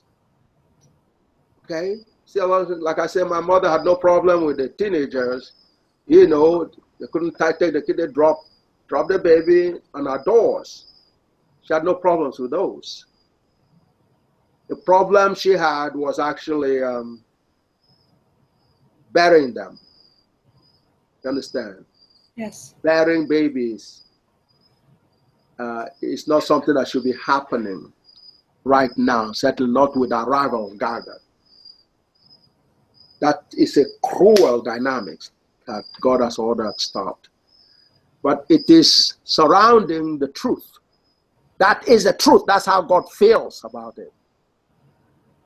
Somebody tells you something about martyrdom, that's not God's position. You all have a major problem of understanding. I'm talking the two parties in the war have a major understanding of the truth. So God provides the truth, which is Gaga. Send you in to go to Gaga. So the Catholic Church, you understand, even though it's not, you understand, something they were very happy to do, have started the process in a way. And say they no longer swear by the validity of the Bible. That's where it begins. Because God proved, that there are errors in the holy books. Very loud and clear. So you can't slap God with something that has errors. Then you're contradicting God. God is not like we, you understand? Dynamics of being human accepts our being fallible. Do you understand? Yes. But God is not fallible. God is infallible. God is G2j, an infallible invariant. 2 plus 1 minus 3 is what God is. 2 plus 3 minus 5 is what God is. Eta G2j is what God is. So back to the problem of, hey, where are the prime? So did I answer your question, or you want me to expand some more on whether a child that has an unfortunate situation with a mother is going to have a problem with God, since you understand the mother plays a significant role of God in our lives. Yes, such a child will have, but when they come into God, they will understand that that's not the norm, that a child has a problem with a mother. There must be extenuating circumstances, either immediately within that generation. It could even be a mental situation for the mother. Do you understand? Yes. A mental trauma. So that would not be the norm at all. Absolutely not the norm. Because in the process of Gagot, we have seen more reality on mothers, and you understand their role. They are created by God to have the capacity to do miracles, which is why babies survive. Even young mothers that don't have the skills, you understand, somehow God intervenes. That's how humanity has been able to exist. You understand? Yes. So we have to understand, acknowledge that reality of our existence that has been based on that, for us to see the kind of case that you mentioned as being an unfortunate, unusual situation that can be understood either within the generation where that occurred or previous generation. Do you understand? Yes. So the root of the problem can be detected diagotically. In other words, is what I'm saying. Do you understand? Yes. And once that is done, the understanding of that unusual is called a singularity. In mathematics, we call that a singularity. You understand? Yes. And when we talk about singularity, the problem we're talking about is about the singularity as well. So therefore, do you have some partial answer then to that question that you asked? Yes. Yes. Or is there another part that you want me to still deal with regards to that particular situation? In other words, yes, but it won't be, it is something that you can overcome. There will be inconsistency. You're going to find inconsistency. If mother is supposed to be godlike, therefore, you understand, my experience with mother was not, what was said with regards to the eternal love God has for every creature. Then we can explain the singularity. That's not a majority, that's a very little minority of the situations. Do you understand? Yes. Would Gaget be able to erase the past or painful memories of the past? Yes, because see, once you have understood,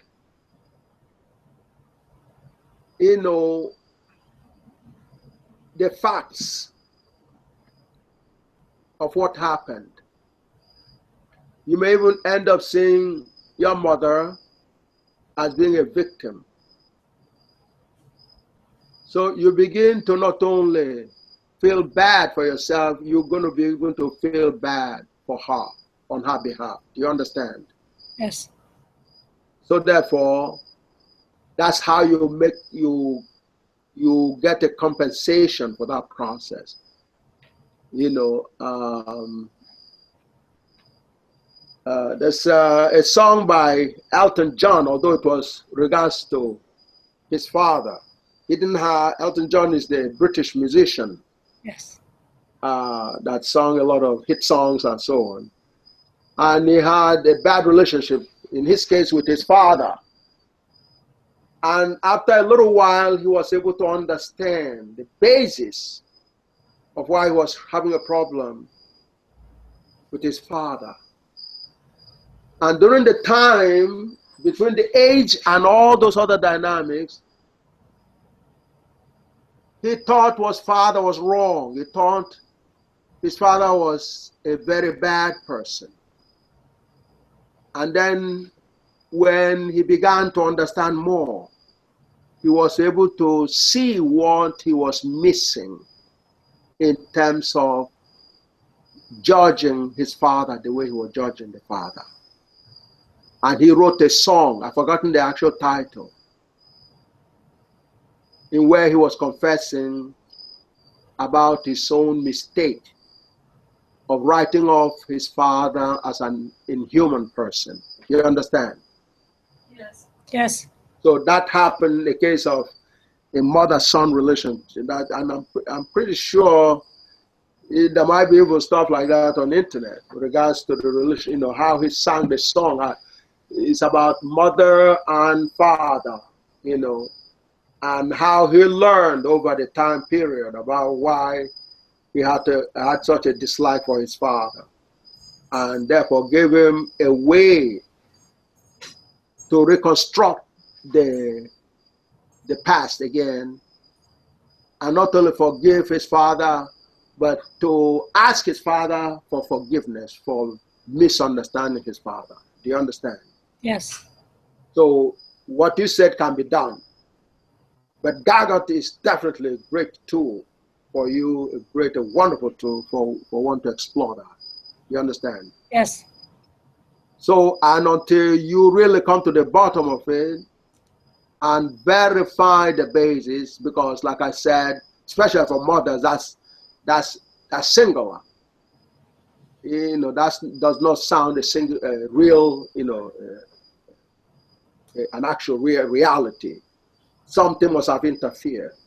And once you reach the bottom of it, then you see that,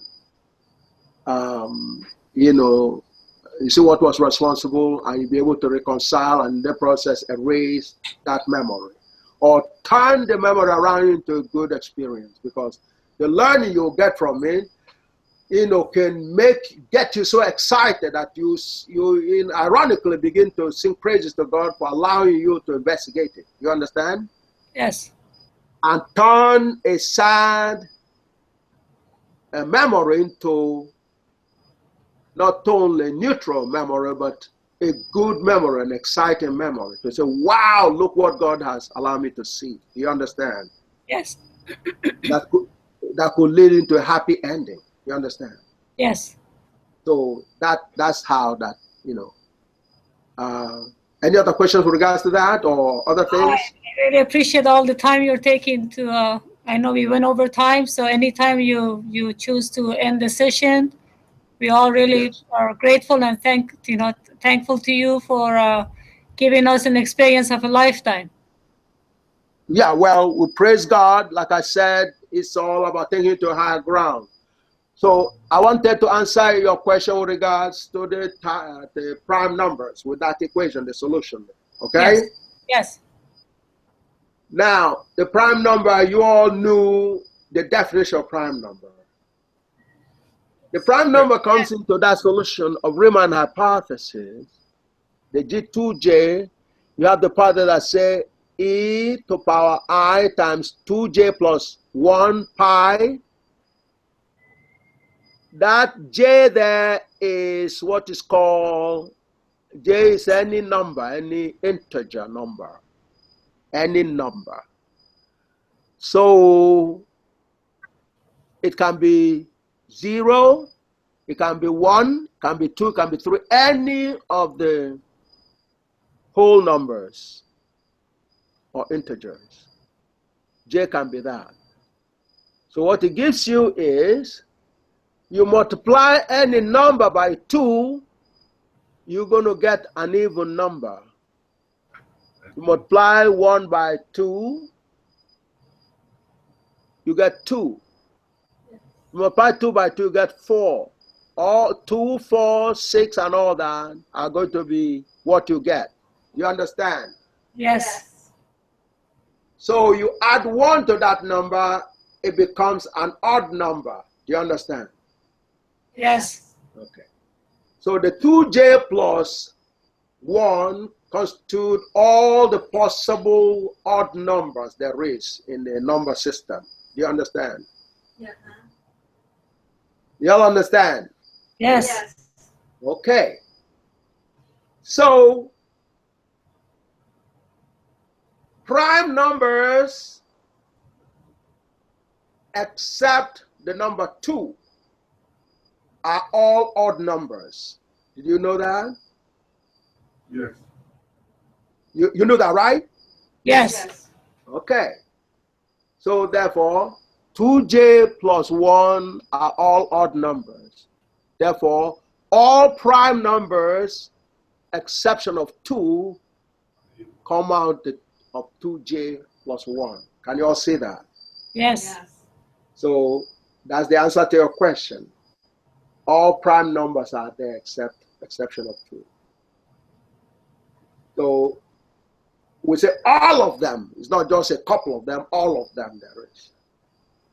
So therefore, that is a feature that's expected in a solution to Riemann hypothesis right there before your eyes. Do you understand? Yes. So, but again, we said it came from God.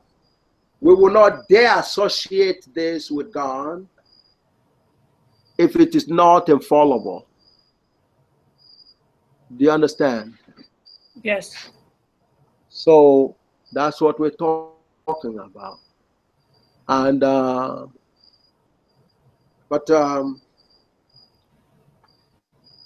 and right now, I could quickly show you. Well, there's a lot of other things, but it's enough for you to be able to put your hands and your eyes on the G2j that Clement says does not exist. Is right here.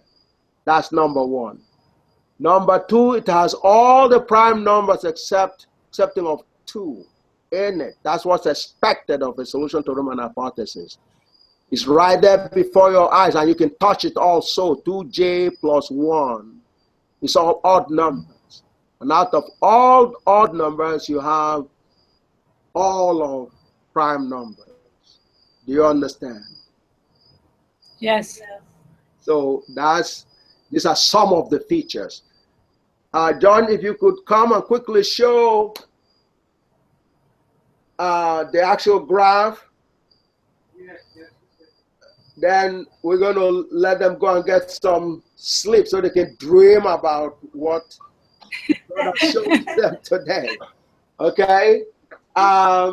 So, and you can see how time has dilated. I have no idea. It's already 10 o'clock. It's Yes. amazing. So at 10 o'clock our time that is, yeah. Yeah, so we're gonna just show them the graph. No, we don't have time. We're going to show this is the graph. Wow. And you see the graph? Yes. Well, there you go. Wow.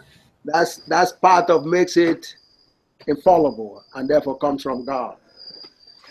You see the top there, that's the G2j, as you saw before, right? Yes.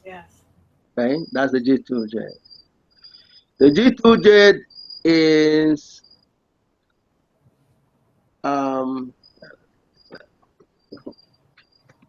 a variant that shows a mapping from U space onto eta sub 0, which is the S space. So Mapping is like taking a picture with your camera. Do you understand? Yes. Or the vision of your eyes when you see objects is a mapping. Again, that is quite similar to camera dynamics. Do you understand? Yes. So if you take an object here, you map it, you take a picture of it, this is what you get in this space. Do you understand? Yes. This is an act of God. This is how you know God talks to me. Do you understand? Yes. Every mathematician that has seen this picture has to give praise to God, because it will get you in a shock. But it also tells you that everything that I've told you so far comes from God.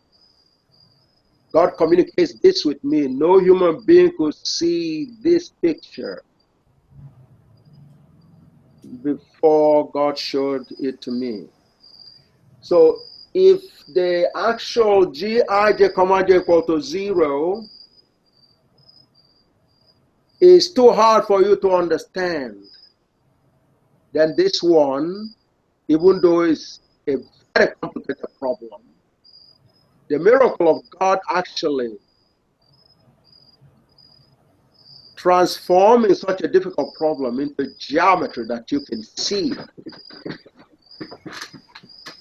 is a dynamics of intelligence. Can you see that? Yes. Can you all see that? Yes. Yes. Intelligence is like you visualizing a tree or any object. It registers, it goes through your islands and goes into your brain, and your brain interprets it. Do you understand? Yes. So that is what is called mapping. So the plate, in the camera that, where the picture is left, okay, it's like your brain where the image of the object that you're seeing, falls into. Do you understand? Yes. That is your sense. That's part of your senses of actually seeing reality. Do you understand? Yes. And intelligence is the same process of mapping reality into your brains to see. You understand? Yes. I will use the word see as in the visualizing of an object, because you are interpreting, reality in your brains. You understand? Yes. So that's how God showed me the Riemann hypothesis in terms of finding a zero of zeta function. It's a mapping of the U space. This is what is called a U space, where you see this here. The circles. The circles. Yes. Onto the theta sub 0 S space. The best comparison is like a camera.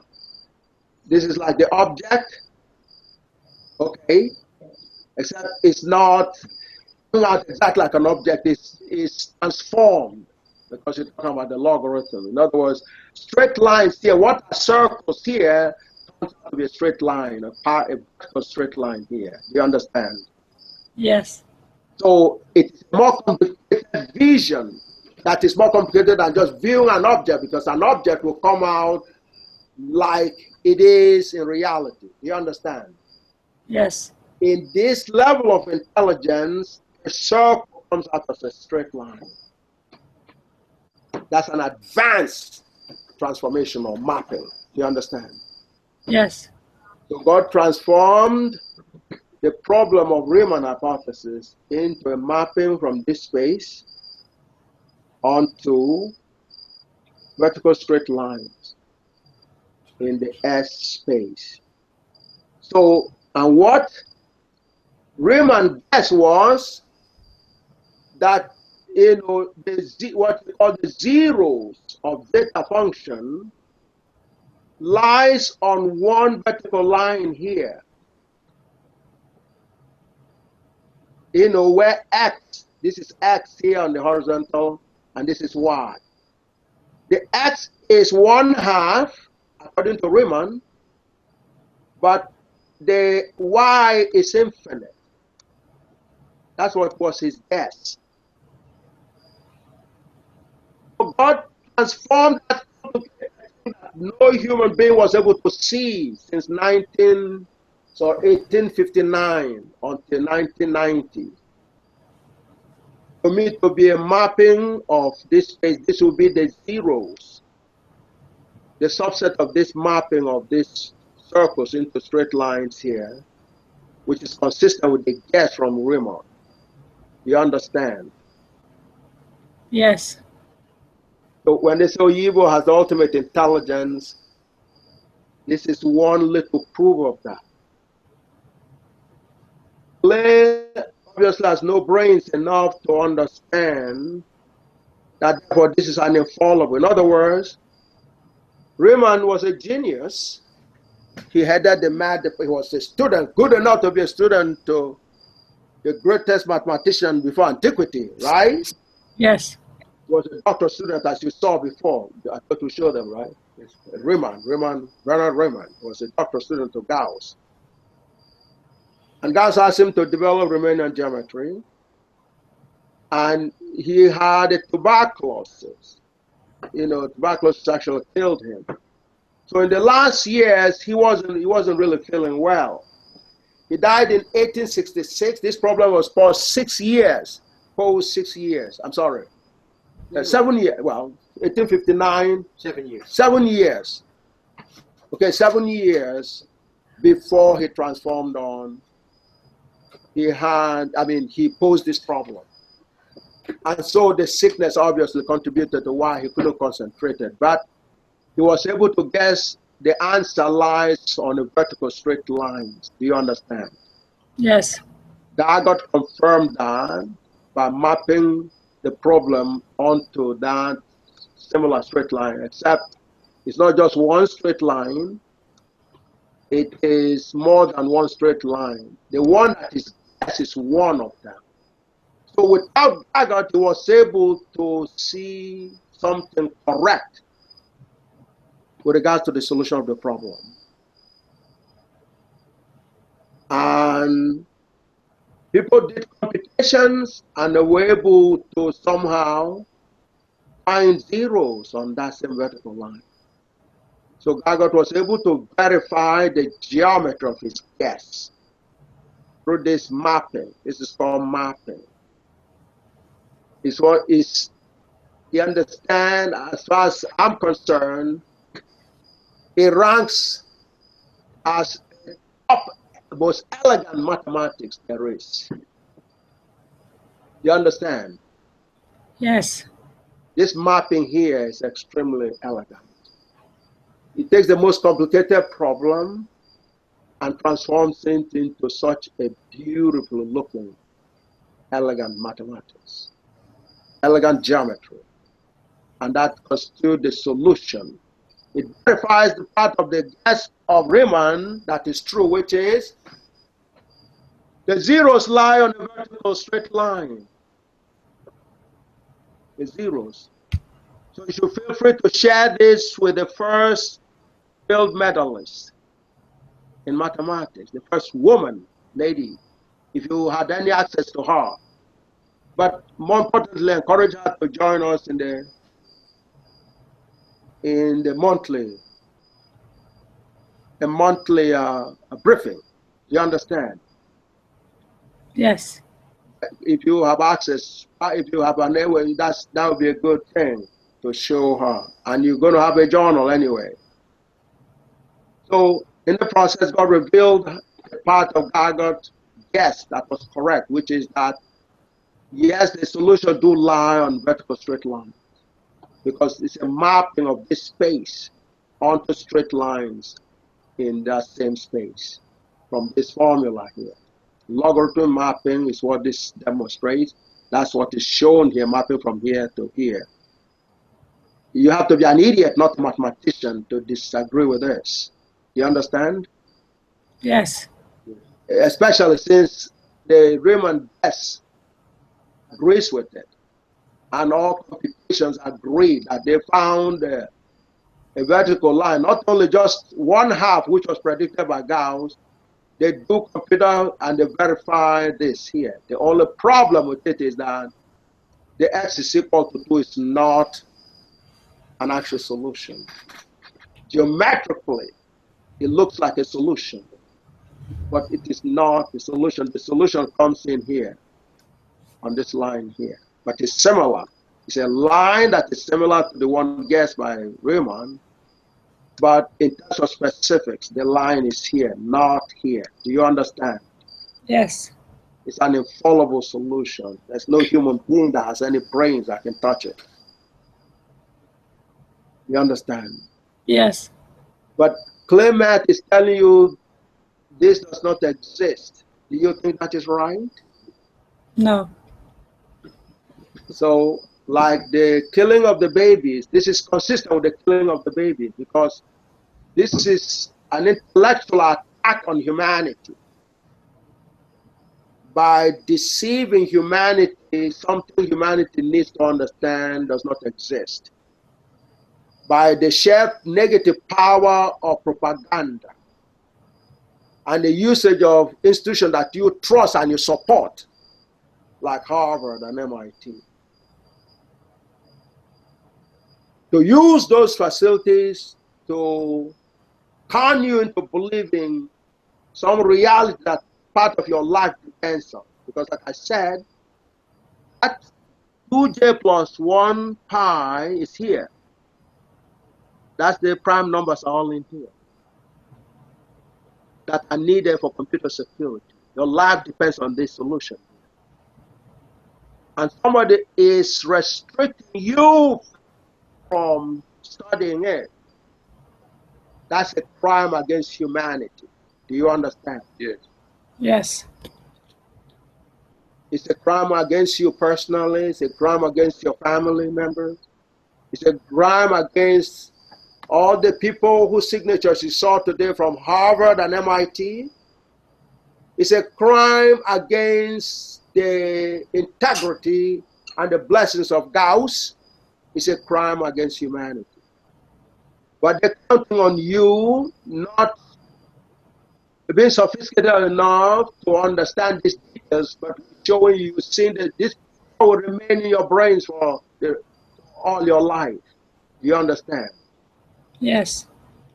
You're going to remember this picture. This is the solution there. Not only did you see the formula that is infallible, that formula translates into this picture here. That confirms the geometry of Riemann hypothesis solution, but it gives the actual solution, which is similar. I pull it up a little so I can show the actual the part of between the actual formula here. So, yeah, so this is what Riemann hypothesis said here. 1/2 for x. I got correct that 1/2 is similar. The formula is very similar. It's not 1/2, but 1.252 instead of 1/2. And the yj is similar.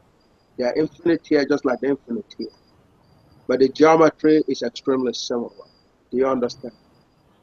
Yes. And those who have done computations have verified that the geometry of the solution to the zeta function, is similar to this. The only thing is the specific is where the error occurs. So every aspect of geometry shows the infallibility of this here. The only way this mapping can be wrong is if all the computations that support this are wrong, but that comes from computer, there's no person that can do that. Do you understand? Yes. So the part which has been verified is proven by Gaga, and the actual correction is demonstrated. It's an act of God. It's the most godly, one of the most godly blessings to humanity. Y'all understand? Yes. Okay, so I'm going to leave you with that unless there are other questions. And I'm amazed that you were able to be blessed by God to be able to handle 11 hours. Thank you, Professor. Thank you, Professor. Thank you very much. Everyone. You're welcome. But did you get a chance? Did everyone register in terms of properly registering as you before the broadcast? I'm not sure exactly. I sent you all the information for the people that were attending the class. What else? What other information did you need? No, I was talking about. You said that there was a person. I believe it was the man who came in today. That he was in addition to the broadcast. Yes, correct. Okay. Well, has he been registered? No, he hasn't. Well, I mean, what's going to happen? When will he be registered? Well, since he took the class already, so we go ahead and so he has to pay another fee for one person, right? If that's yes, that's correct. Well, I was under, I guess, misunderstanding that you mentioned to me that the 550 is for the class and it depends how many people want to join. I thought that's what you mentioned, that we can divide the 550 among people. So that was my misunderstanding then. That's not what we discussed the first time. That was with the women that you talked about. Could you elaborate on that? My brain is a little fried right now. Go ahead and tell me what I have to do. I'm sorry, I didn't catch that last part of what you said. I was under misunderstanding that the 550 that can be divided among other people. And I mentioned that to you, that it's going to be 3 of us making one payment for us to attend the class. And I thought we agreed on that. And then Herman decided to join us, and I mentioned that to you as well. So I wasn't aware that's going to be an additional fee for him being in the class. Huh?